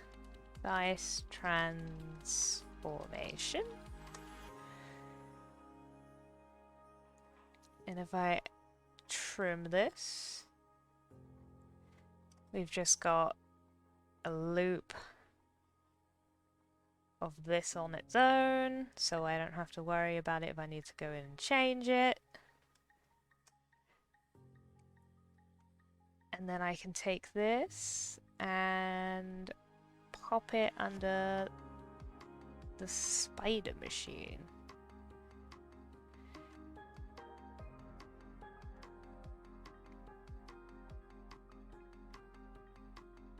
So that when the lightning goes off, it's coming from the machine. And then we need to time the switch pulls with it as well. And then later on we can give the dice some wing movement so that it's got some idle animation. But I'm happy with that for the moment, and that can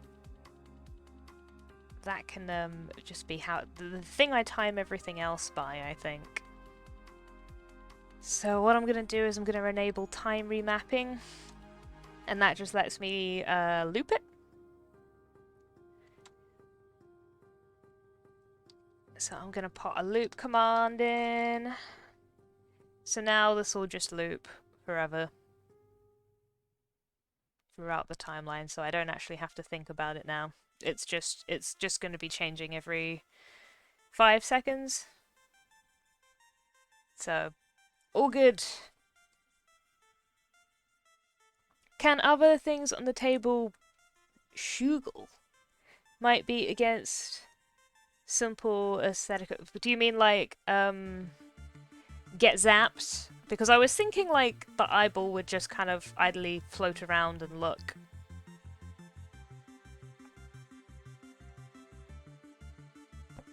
But maybe it gets zapped into something. I'm just not sure what I would change it into, but I'm up for suggestions.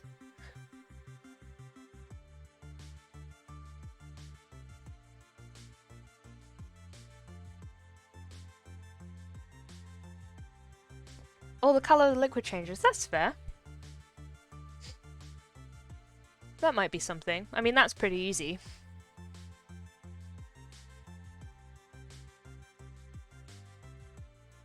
I think we'll have a thing. I'll leave the things on the table for them now, but I think maybe they can. I'm gonna look at the spider. Spider machine. Okay, so we've got the front of it here. I want its arms to just kind of idly wiggle around. And there's a command for that, so I'm going to use it and see how it looks. I'd be looking to the impact, looking into the... Maybe I could just be looking at the die like, oh gosh, what's happening? Let's see what wiggling on the rotation looks like. Oh, that might be too much. Okay, too much movement, but I like it. I was thinking the zap just makes everything bounce. Oh, I get it. That's pretty good. Could some smoke come out of the event occasion? Oh my gosh, these are all good ideas. I'm gonna need to write both of those things down. Because those are kind of things like I add at the end when everything else is timed. So smoke in vents and jumping, like everything else on the table, like it's a huge impact. Shaking. I like that idea. Shaking objects. I can 100% add it. Like after I've animated them, I think that's a good shout. Maybe the birds can do a little jump as well. It depends on how heavy I want that lightning bolt to look. I'm very happy with how it looks though. That arm moves way too much though. I think it needs to go faster, but less. Like a little rumble. Okay, still good, but still a bit too much on the wiggle. Yeah. I think that's what I'm thinking, for them to just kind of have a bit of a rumble.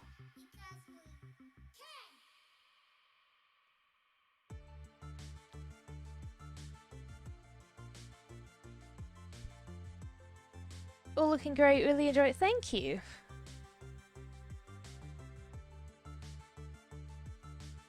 I'm glad you're I'm enjoying this one as well.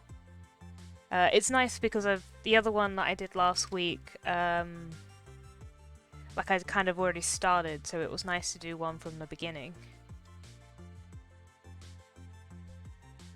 We'll pop that over there, and then it's got like a little... It's chugging away. Spider Machine is doing stuff. Tilt their bodies backwards like the BBG would do if they accomplished their goal. Do a deep belly laugh. That could be cool. Like, I feel like that's definitely more count of how I'm feeling with birds. I feel like Frank's just kind of here. I think Frank's like an employed retail worker in my head. Like, he's here, but he's not here. You know, he's kind of just in the middle of his job, but his brain is somewhere else. There's Count, and then there's Frank. Yeah, Count is the one who's having fun, and is just like, haha, Frank, come to my castle, do my bidding. And Frank's just kind of, you know, it's a living. That's the dynamic I feel here with these two. That's the vibe that I immediately get. So I mean, that might, I don't know if that will come out in their personality. Closed eyes is very, yeah. He's just, you know, the Count can't surprise him anymore. He's seen all of his shit, and it's just yeah, it's just like, I just bored. Let's get some drift on these clouds. So they're going to be interesting because they need to loop, so they can't. I mean, I guess they could immediately go in one to replace them. Let's see. Let's see if it's too fast. Cloud, no.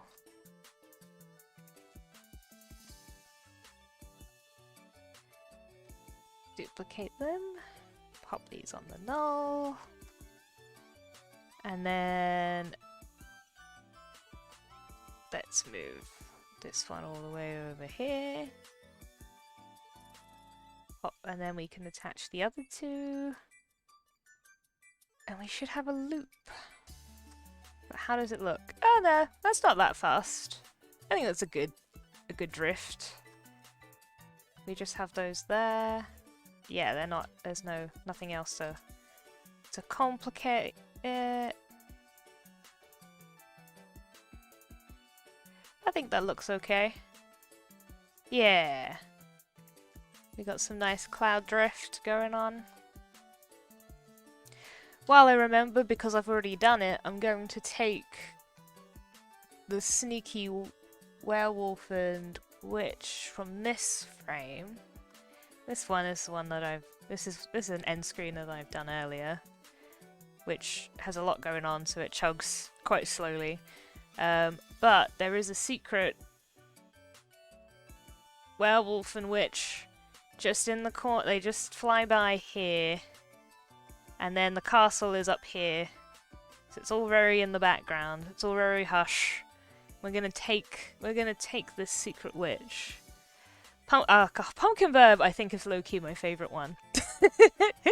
I think that's why I'm like, the pumpkin is just a guy in a suit. Everyone else is a supernatural being. Pumpkin Burb is just a guy in a suit, and they are precious, and they're like a bit oblivious. They don't realise that everybody else is a ghoul. I'll give this one a show off as soon as I find my light. There it is. Let me copy that. So I can give it a kind of a show off, but it is chugging, so you'll definitely get the full impact of it on stream when it goes live. But effectively, the ghost is kind of following the pumpkin, who's just collecting some sweets from the trick-or-treating.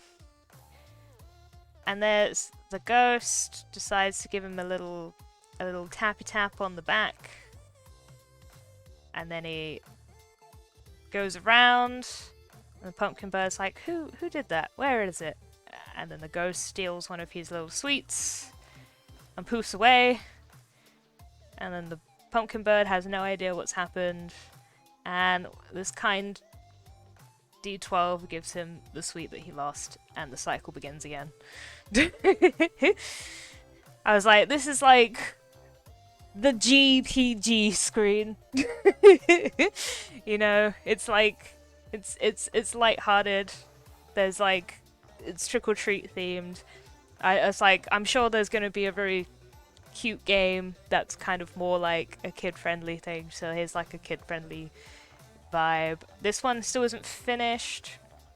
The other one, but the general idea of this is werewolf wants witch's big stick.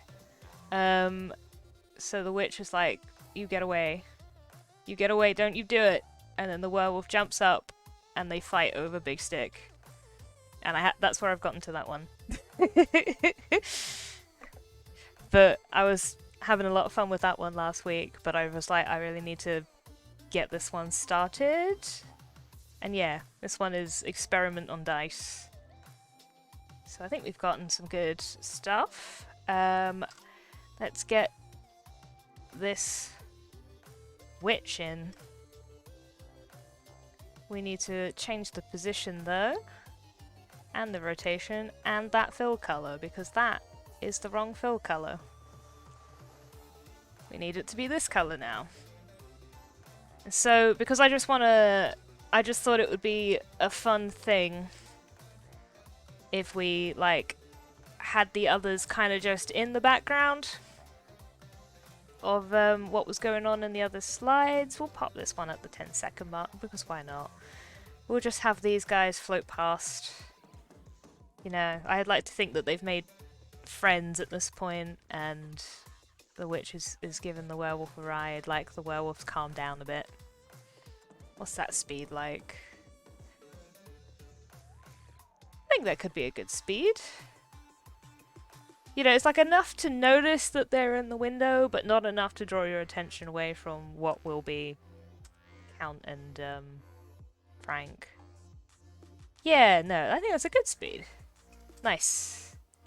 Okay, well that's done. I don't need to worry about that now. Do I want them up? Yeah. Let's hit save. Cool, so I think because of the frequency of this chugging, just checking the time as well, I think I'm gonna go to 1 today. I think Frank's animation is gonna need to be very simple, because he's gonna need to pull that every 5 seconds, so let's do that, because that's gonna be interesting. first of all, I need to change my composition settings. Oh, technically, no I don't. I was thinking I needed to make it 30, but if he's gonna be repetitive, really he just needs to be the same length of the dice transformation animation, and that's 10 seconds, and he's already at that, so we are good. But oh wait, my times aren't set. It's fine. Ignore me, I'm just thinking of the math. It'll add up. Cool. I'm gonna need a second viewer because I'm gonna need to look at that switch at the same time. Frank's been scaled down, so putting the switch in is gonna be a bit of a pain. I think I'd rather keep it out. So I'm gonna need to look at this frame, and I'm also gonna need to look inside at Frank's because he's been flipped. So I think the first thing I'm gonna do is save myself a world of hurt and flip him the right way. Why are the feet not on here? Go back. This is the whole point of a control layer. There you go.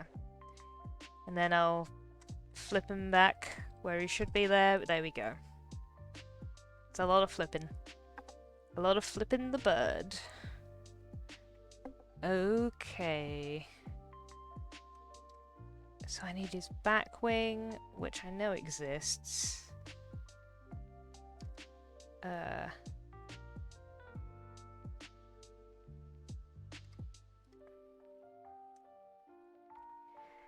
it's so high up. Oh gosh. Oh, it's so high up. Okay, I might have to move the switch. Also, the switch is for some reason on top of him, and that's no good.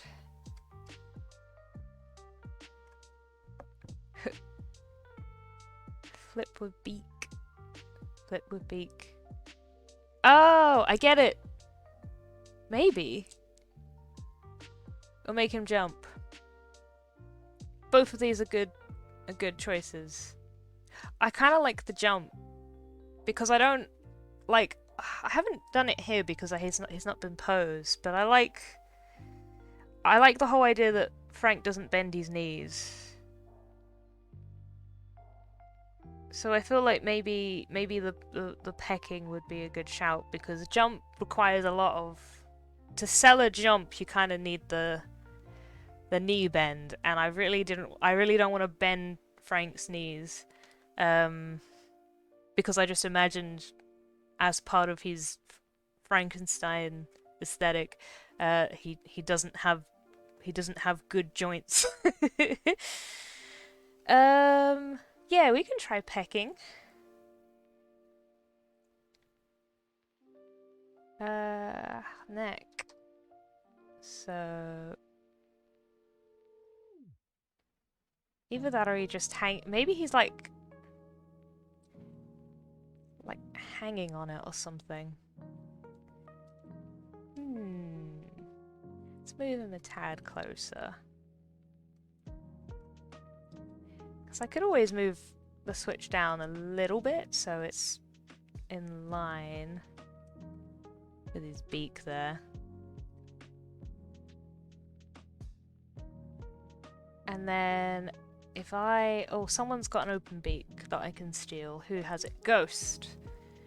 Ghost, Verb, you have an open beak and I need to steal it.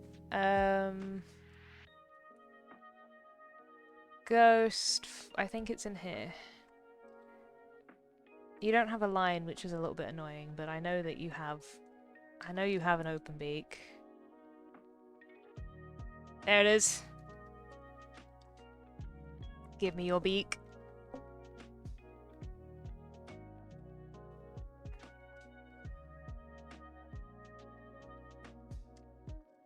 Okay.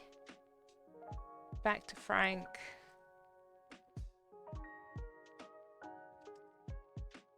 Oh, dang it, I copied again. No! I hate when I accidentally press copy instead of paste. There we go. So we need to make it the same color as Frank's beak. And they need a stroke, which is 5 pixels big, and is this color.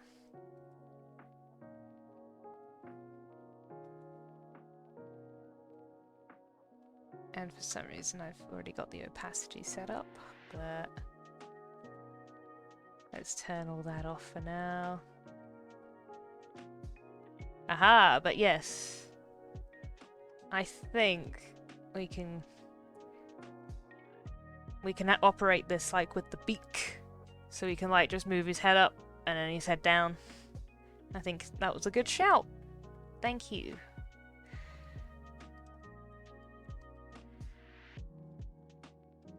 Okay.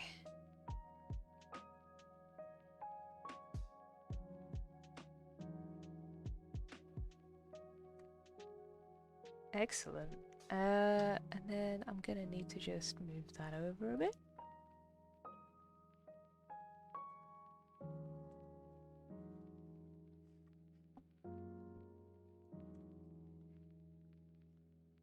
Now, how much of the neck do I want to move? That's a question. I think the neck should move a little bit, but not much. Also, I need to take that bop off. That bop doesn't need to be there anymore. So we've got a neck rotation and a face rotation. So let's look at this switch. I think it should probably start a bit further up. Which means I need to reposition it again, but that's fine. There should be an up and a down position, because the middle is a little bit too confusing.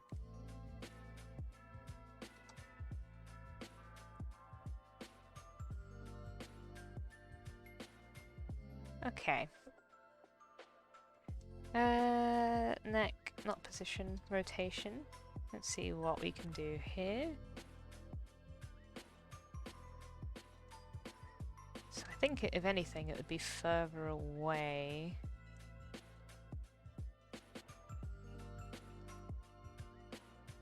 Oh, too much.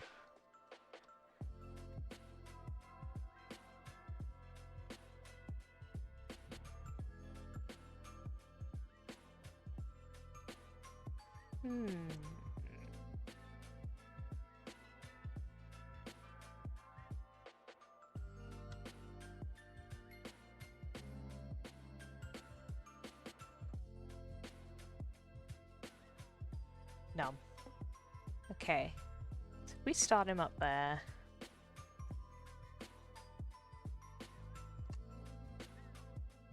And then let's see how quick it would be if it's 10 frames. 10 frames might be a bit quick since I'm doing 30 FPS, but let's find out.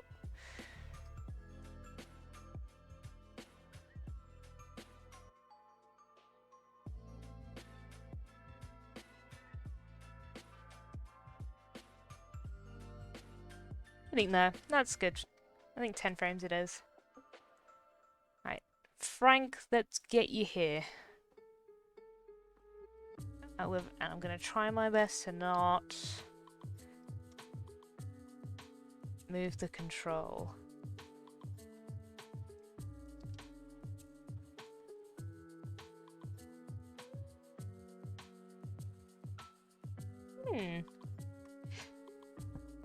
Frank should have been built with a retractable neck. I mean, technically, it does. Oh, I see. Oh gosh. Oh man. Oh, I love it. Yeah. I get where you're coming from, guys. I see it now. You're all visionaries. Screw all this noise. This is boring. We're like doing galaxy brain thinking. I will have to extend the neck, but that is 100% doable because I think this is going to look hilarious.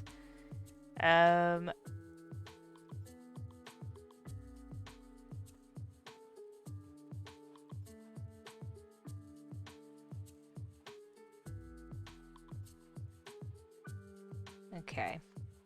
Let's go to his neck and make sure that that's a little bit longer.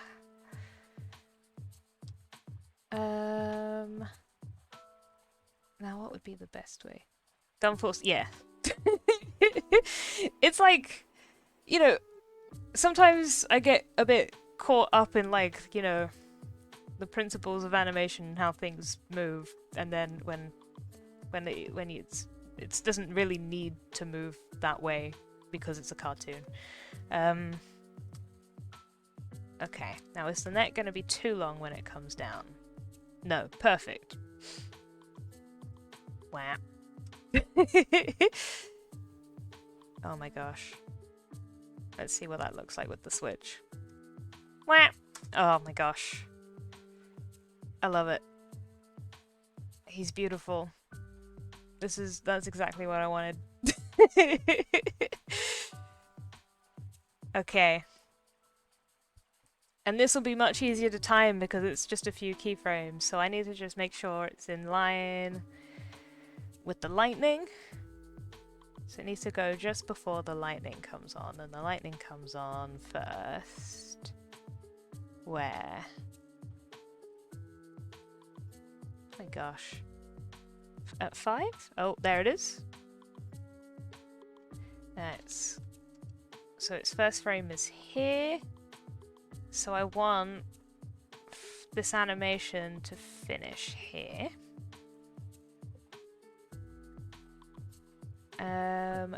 So Frank, we need to go here.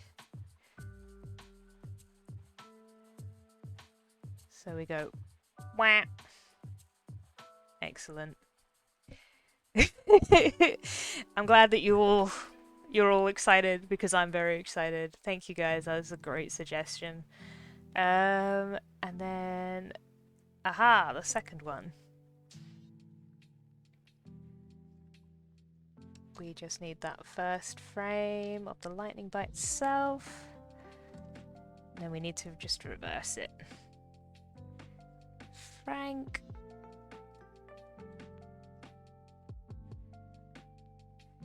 And then I'm going to just turn off that bat wing because, oh wait, I have already. Excellent. Frank is my new fave. Sorry, Pumpkin. That's okay. I think it's good that everyone will have their own. Oh my gosh. Excellent. Have their own fave. Excellent.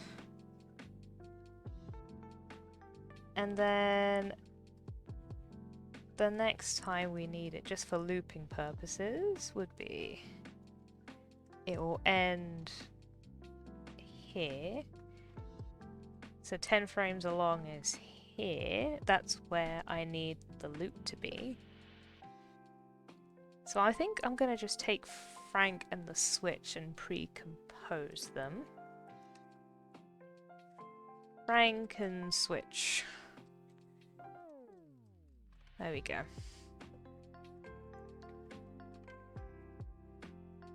So that needs to end here. And that means we can just extend Frank out.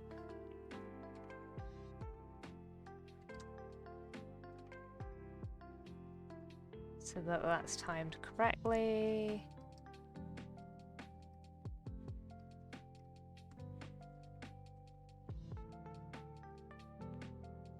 Let's trim that so it can be looped. And then I just need to pop it back in position.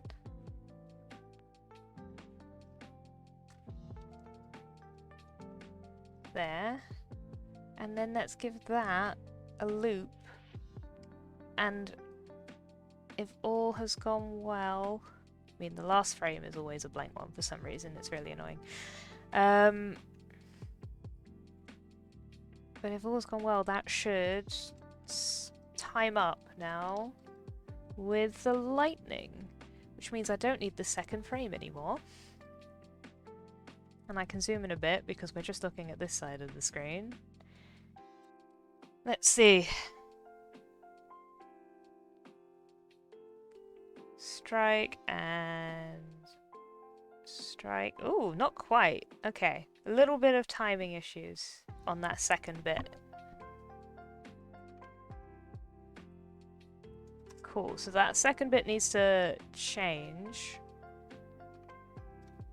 Oh, and also I'm 10 frames off there, so there we go. That pulls beforehand now, but the second one is still going to be off. That also might be off by 10 frames. Let's see. I've messed up the math somewhere, but that's okay. No, it needs... Oh gosh, even more. Even more. But that should be it.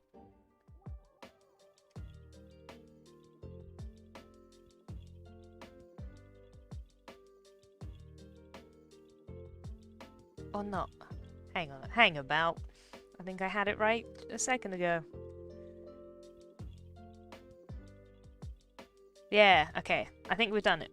Let's see what this looks like. Yeah! And... up. And down. Yay! We've done it! He's timed! Frank is now electrocuting the dice. He is glorious in his incandescent glory. Might try and give him some residual animation, like maybe with the bounce. We'll see. It might interfere with my loop. I might have to rebuild it, but for now, I'm happy with him. Because he's not disappearing on me. We got some nice basic animation in there. Count. Now count I think is gonna be less loopable. I think there's gonna be a bit more of a personality thing coming in there. Frank being indifferent to the bounces is so good. Yeah, that's true. That might be really funny. That everybody else bounces everything, and Frank's just like meh. He's maybe Frank's like a dwarf, like super stable. Just like you don't. This ain't nothing. This ain't nothing to me. Yeah. I'm just playing it to, you know, look back and try and see if there's anything that needs changing, but I'm really happy with the way that this is looking. This might end up being my favourite one.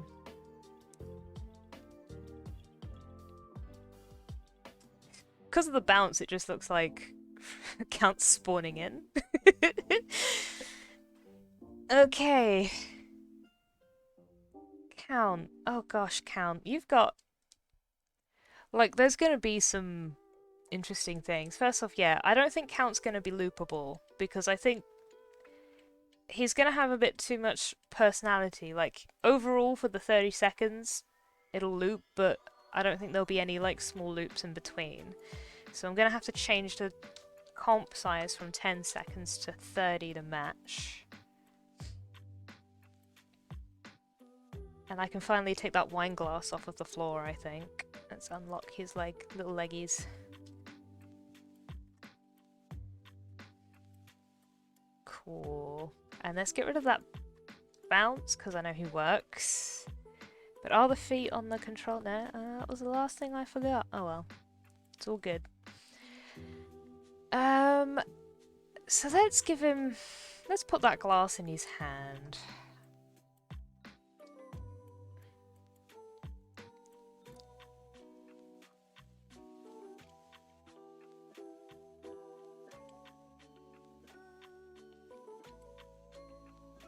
Okay. Wine.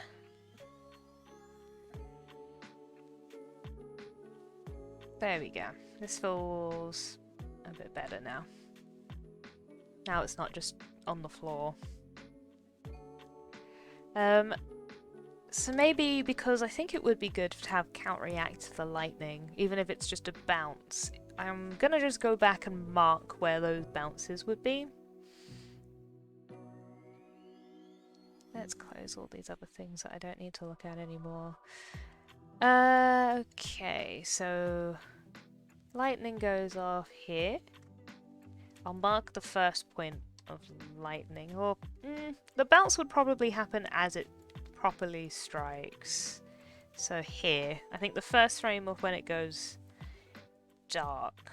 As long as it's the same frame I'm marking, everything should be okay. So let's give him a mark there.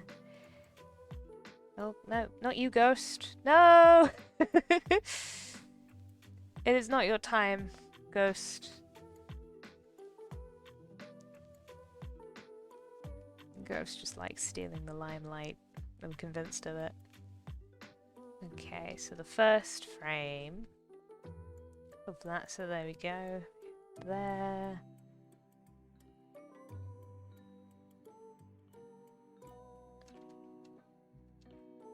Here.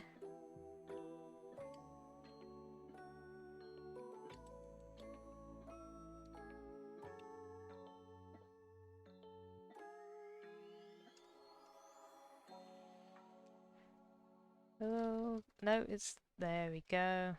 This one. This is the frame.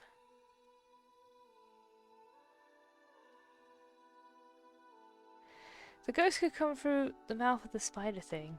I was thinking, like, I'd put the ghost in the window as well. So, like, because he's outside.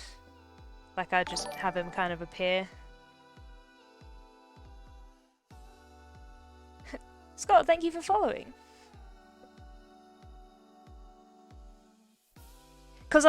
Just because I think I really liked Penguin's queen idea of having the smoke. So we will definitely have something else go on with the little spider. Because I think he just needs to. Oh, I've marked that one.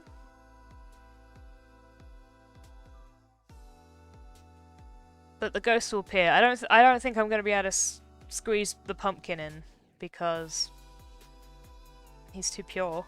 But I think as long as I've got the ghost in, I'll be happy because, like, I've kind of paired them all up. So just having the ghost kind of alludes back to the other slide, the other splash screen.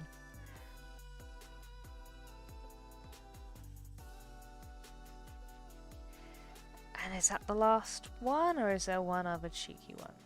I hope not, because then it won't loop. No, good. I was like, oh no, what if it's somehow devil at the end and I need it to be angel? Okay, cool. No. It should be perfectly looped, so. But I mean, I've already messed up a couple of times today, so. Okay, we've got all of these bounces marked. So before I properly bounce him, let me see if my timing is okay. We'll just do it on control. So kind of a quick bounce. We'll go 10 up and 6 down. And it's gonna look a bit weird because I've not animated anything else, but boop. A bit quicker, I think. What about 6 up, 5 down? Yeah. Boop. Let's make this linear. Yeah.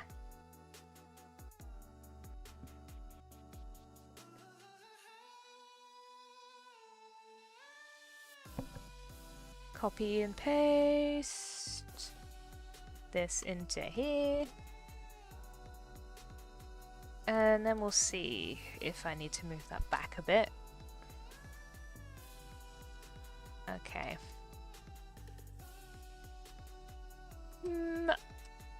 I think it needs to be quicker. think it needs to be quicker and slightly earlier. And it'll obviously help when everything else is bouncing, but... Okay... I'll just do one, make sure I've got the one on first. Just very quick, I think.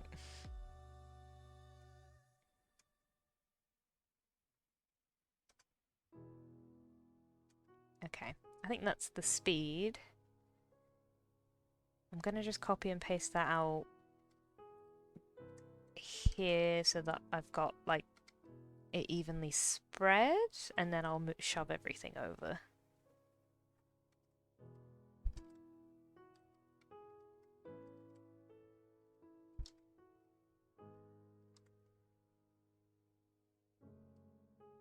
Give it a little shove. Okay, now is that too early?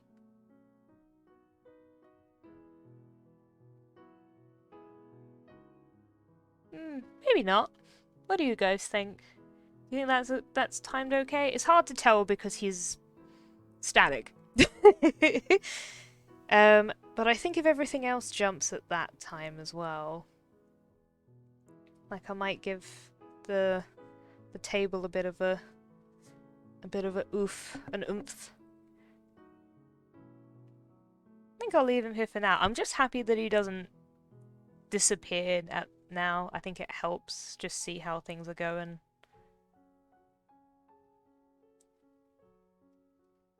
And he's holding his wine glass. It's no longer on the floor. It would be good if he could fill it though, wouldn't it? I'm looking at this wine bottle on the table. Yeah, I'll leave it for now. It's difficult to say. I'm looking at this wine bottle and I really want him to take it. Which means I should put the wine in the other arm so that he can reach it. Because he could lean and reach it from there.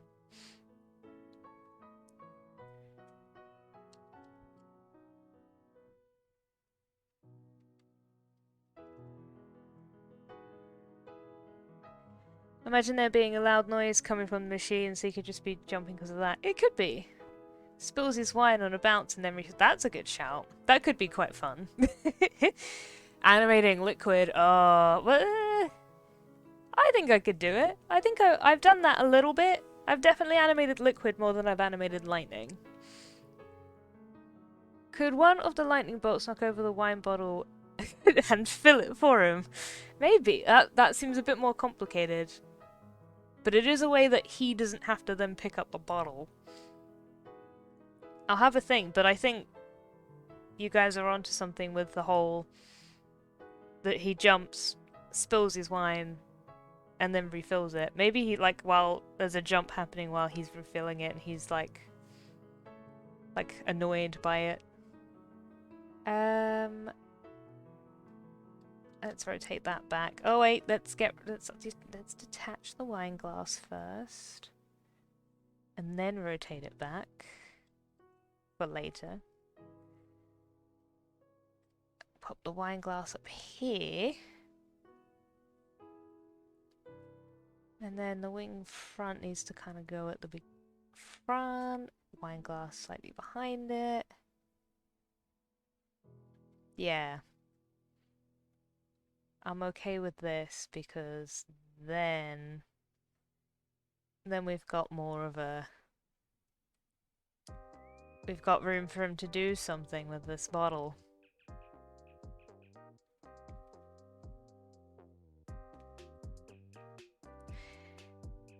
Man, I wish wine bottles were like soap dispensers. Oh gosh. That would make my life so much more easier.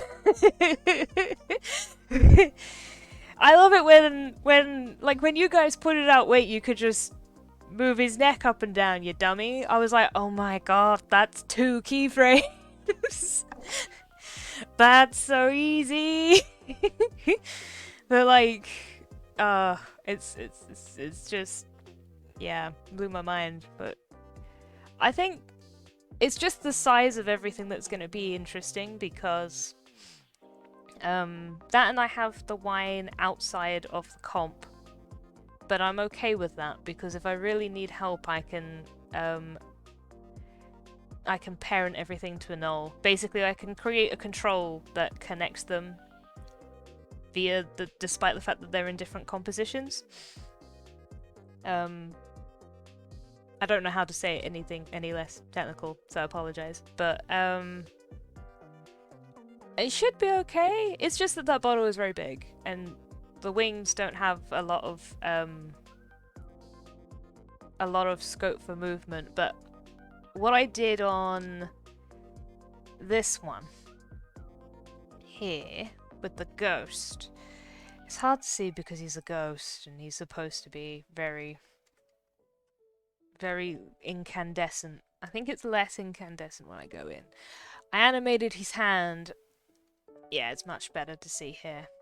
I animated the wing growing a finger so he could point, which sounds very weird when I describe it that way.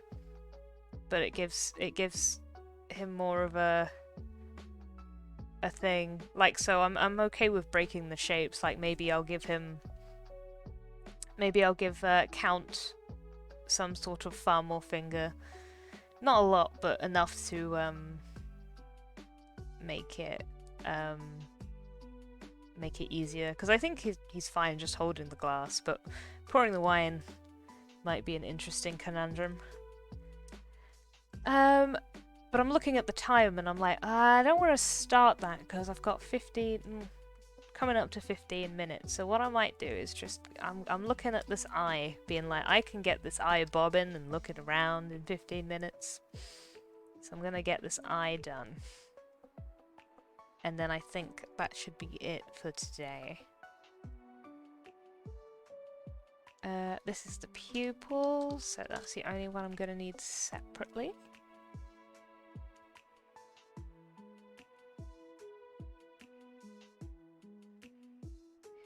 Why not let the ghost pour his wine? I don't want the ghost to be too involved because he's had his time.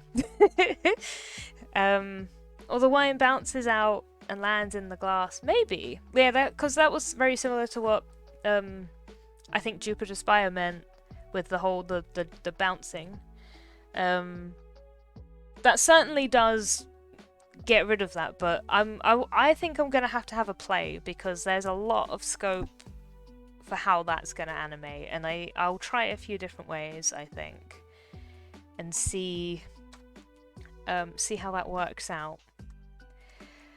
Cool. So I'm just gonna want some gentle bobbing, and if I keep everything in tens, it'll it should then be it should work with the frame rate and loop correctly.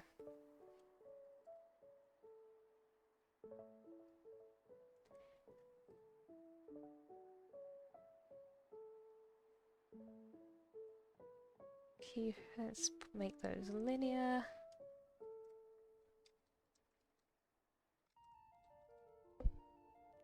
So now that should bob. Ooh, but I don't like that at 10. It needs to be a lot slower. 20. Okay, that's a better speed, but is it a multiple of... Oh, it's not. Of course it's not. Okay. What if it was even slower, though? How is that? Yeah, I'm okay with that. That's a good speed, and I think that is a multiple of however many frames I've got. You might notice that there's a lot of math involved in this. It's mostly because I really like that these are seamless loops, and I want to keep it that way. So everything, in order to loop, has to be a multiple of 900. Or not a multiple, because that's the wrong way. Whatever the word is. Oh gosh, the other one. My brain has just got the word descendant. That's not true, but kind of is. A descendant of 900. It has to be a number that fits evenly within 900. Yeah, it's the divide number. It has to divide it, otherwise it won't loop, like, because it needs to be the same frame at the end. Factor! Oh, thank you, Tal. Thank you for putting me out of my misery. It's like multiple, but the other way. I love that my brain immediately went descendant, as if, like, you know, 30 is a descendant of 900. Yes, a factor. It has to be a factor of it, or it won't loop. So that's always the interesting thing when I've set up a speed where I'm like, this is a good speed, and then it's not a factor of whatever my comp length is. So I have to fake it a little bit sometimes. But I like it just doing its thing, and then I can attach the eye to the jar, which it is, and then the jar can jump, and that should deal with the lightning. Now pupil, I think I can animate individually. So let's have it start off looking at Frank. I think Frank's pretty interesting.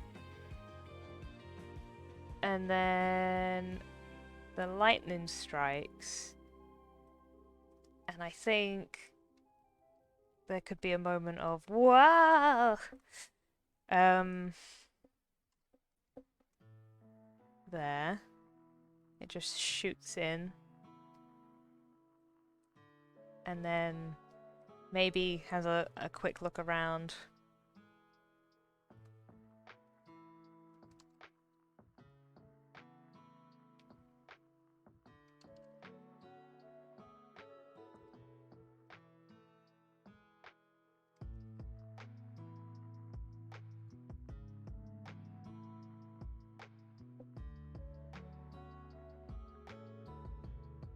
Oh no, I want these to be even. There we go. Okay, needs more urgency, so these need to be closer together.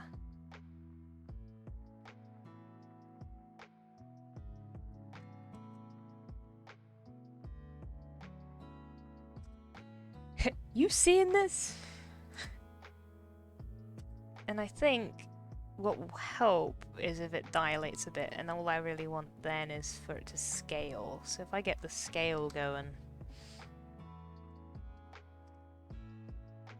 like it shrinks all back, like, oh my god!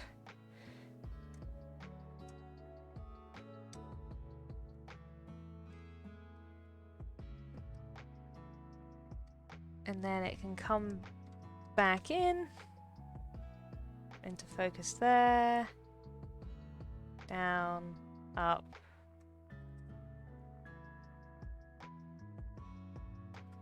And then, like, has a bit of a slower period, and then just gently comes back into the middle.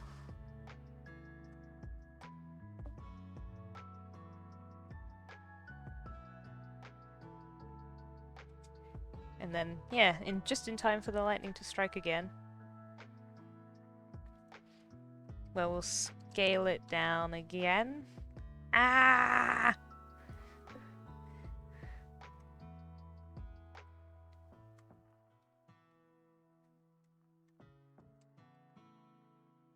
Why you do this?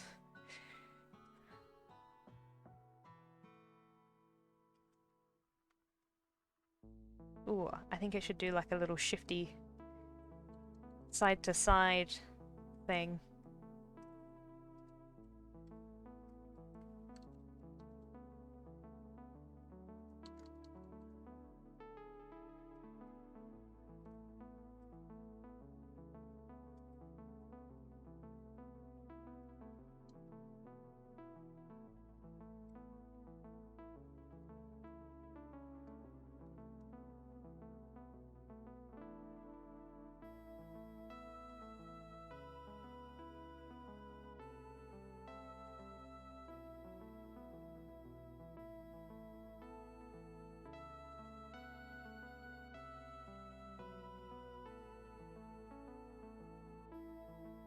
And then we've got another lightning strike. I think if it just reacts, like, Ah! Every time. This is apparently a very skittish not beholder.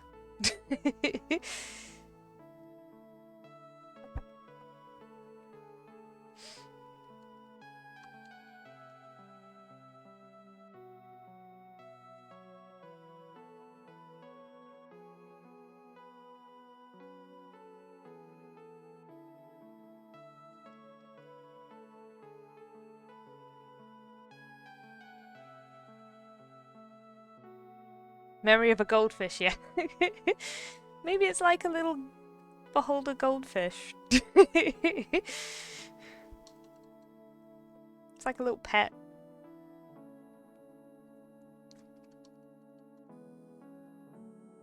A beholder fish, yeah.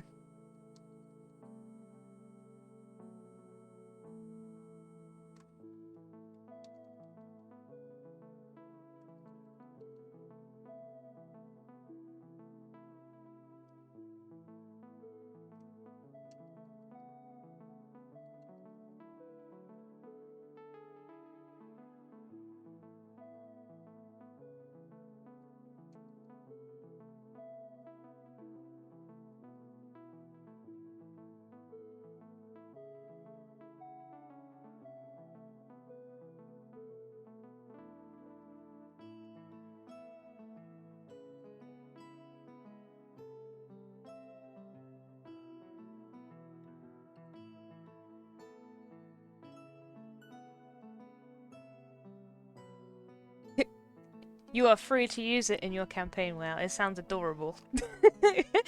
But also, like, it could trick the players, because if it was like, there's a fish beholder, I'd be like, oh my god, that's cute, I want it, and then it would zap me. Be like, hey, it's trying to kill me. Why would you do that? And then I'd try to persuade the GM that animal handling should work. And then I wouldn't win that argument.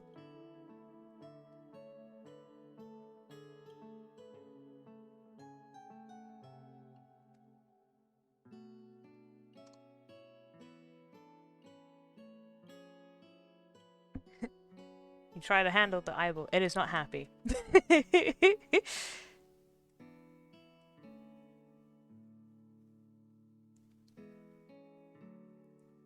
I've had many a discussion, shall we say, when it comes to things like owlbears that are, you know, not tameable. And I'm like, but why though?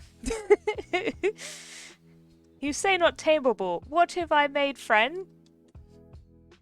It's not, I'm not trying to, you know, own it. We're just pals.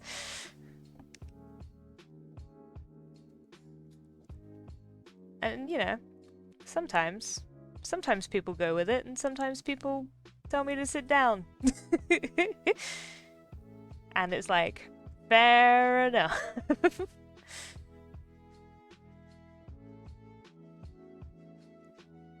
Frank, how could you do this?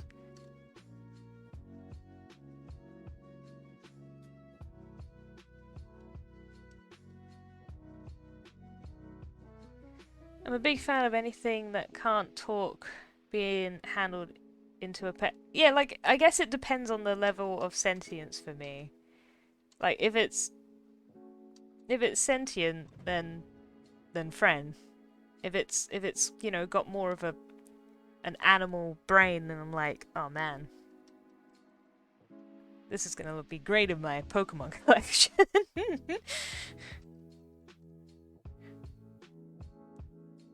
And it's fine because I'm definitely not the worst culprit in my group. It can use Morse code with the oh, yeah. That's true.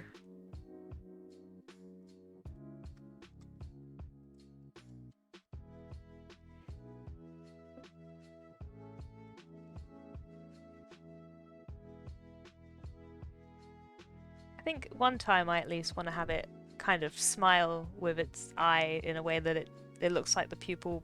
It'll be weird, but I think I can make it work. Freakish, must use this in horror game. What, like, yeah, actually, Morse code with pupil dilation sounds like a great thing to have. Like a great puzzle for a horror game. Holy crap. Yes, Penguin Queen, I was referring to you. You are the Pokemon Master in our campaigns. As much as I like to befriend animals, I cannot hold a candle to your incredible collection.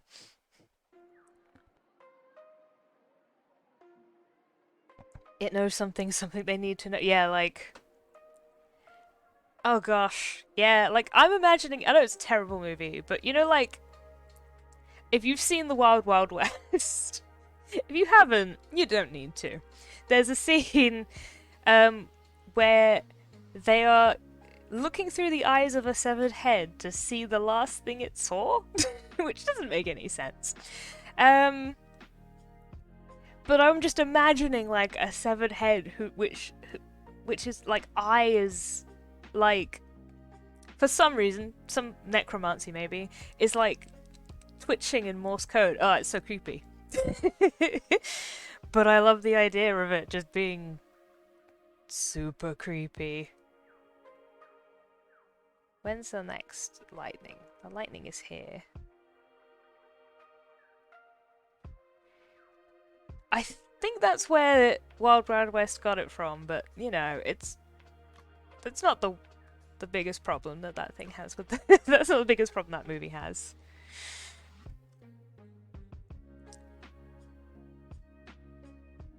But yeah, you could do like some really dark laboratory scene or something. It could work well in like a sci-fi. Because I find like the creepier things kind of exist in the sci-fi. Let's see if I can... Let's see how this smile idea works. So I will be coming in and just... giving it that like anime sort of shape. That will need to come down, that needs to come up.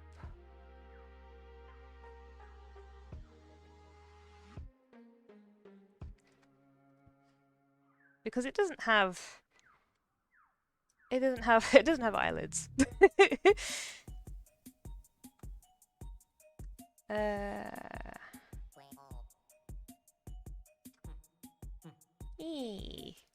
And then, yeah, that switch is a rude awakening.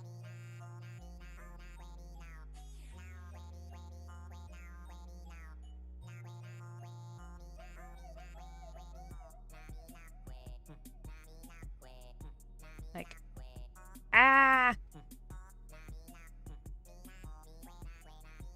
Think I'm almost there. Almost there. Eyeball familiar. You can use this as security. That's a good idea.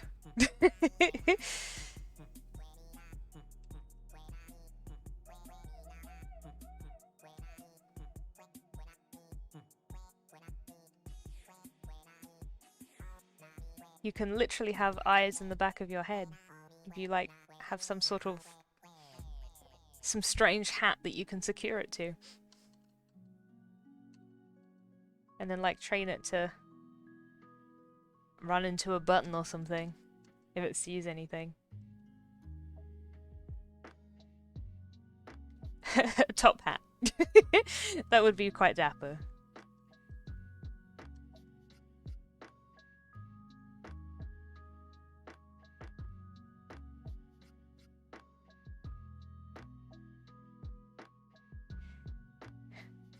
Just a jar with a brim. Oh my god, that would be so cool. I actually quite like the look of that in my head.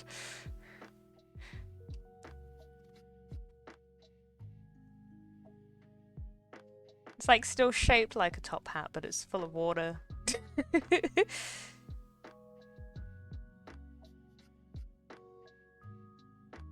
Okay. Ah, so close. Okay, it needs to end looking at Frank. We've just got the last section. I'm just going to finish this off and then call it. There's one more lightning, isn't there? There it is. Position scale. I agree, Scott. This is purely good ideas. Everyone has been amazing today. Thank you so much. This has been a really fun stream.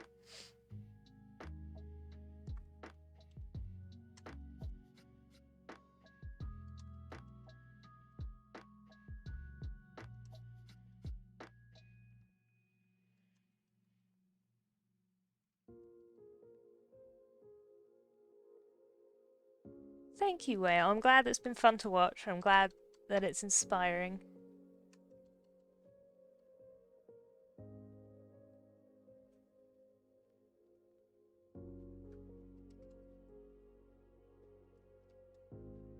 Oh, not 10, 100.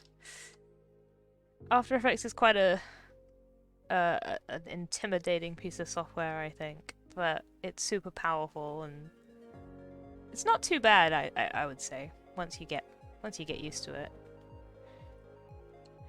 Okay, and then I need to grab this keyframe so it's looped.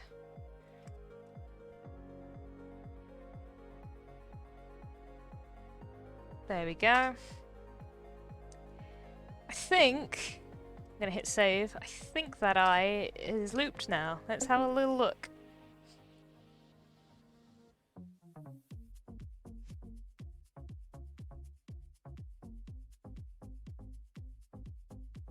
Nice. And I think it's just gonna be extra good when we have the items jump, and then if the items jump I might move the liquid a little bit. Quite happy with the smiley bit actually. I'm gonna keep it in. Yeah! Nice! I think we've gotten a lot done this stream, everyone. Like, we didn't have any of this at the start this morning, and now we've got, like, we're a good way there. I think I've just got the count and then everything jumping around the table and then the smoke in the machine. And obviously putting the ghost in somewhere. Gosh darn it, Frank. Pull that thing and I swear to Burvers, I'll squint at you. Frank's just doing his job. This looks fantastic. Thank you, Whale. Frank's just here to do his job.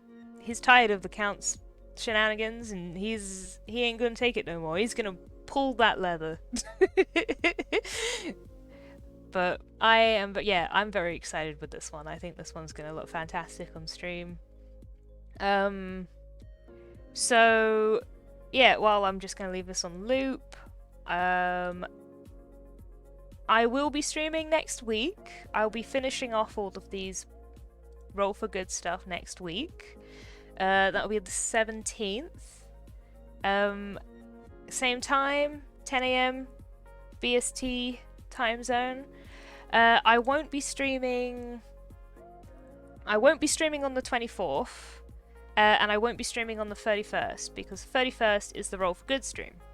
So there'll be a week's break on the 24th. So come next week, we'll finish all of this stuff off. It'll be great, and then there'll be a week off, and then the week after that is the Halloween hijinks. So I'll host it here so you'll get alerts, but I also highly recommend following Roll for Good's Twitch so that you get alerted there as well. I think Nightbot's recently thrown out their links so you can find all their socials and all that good stuff.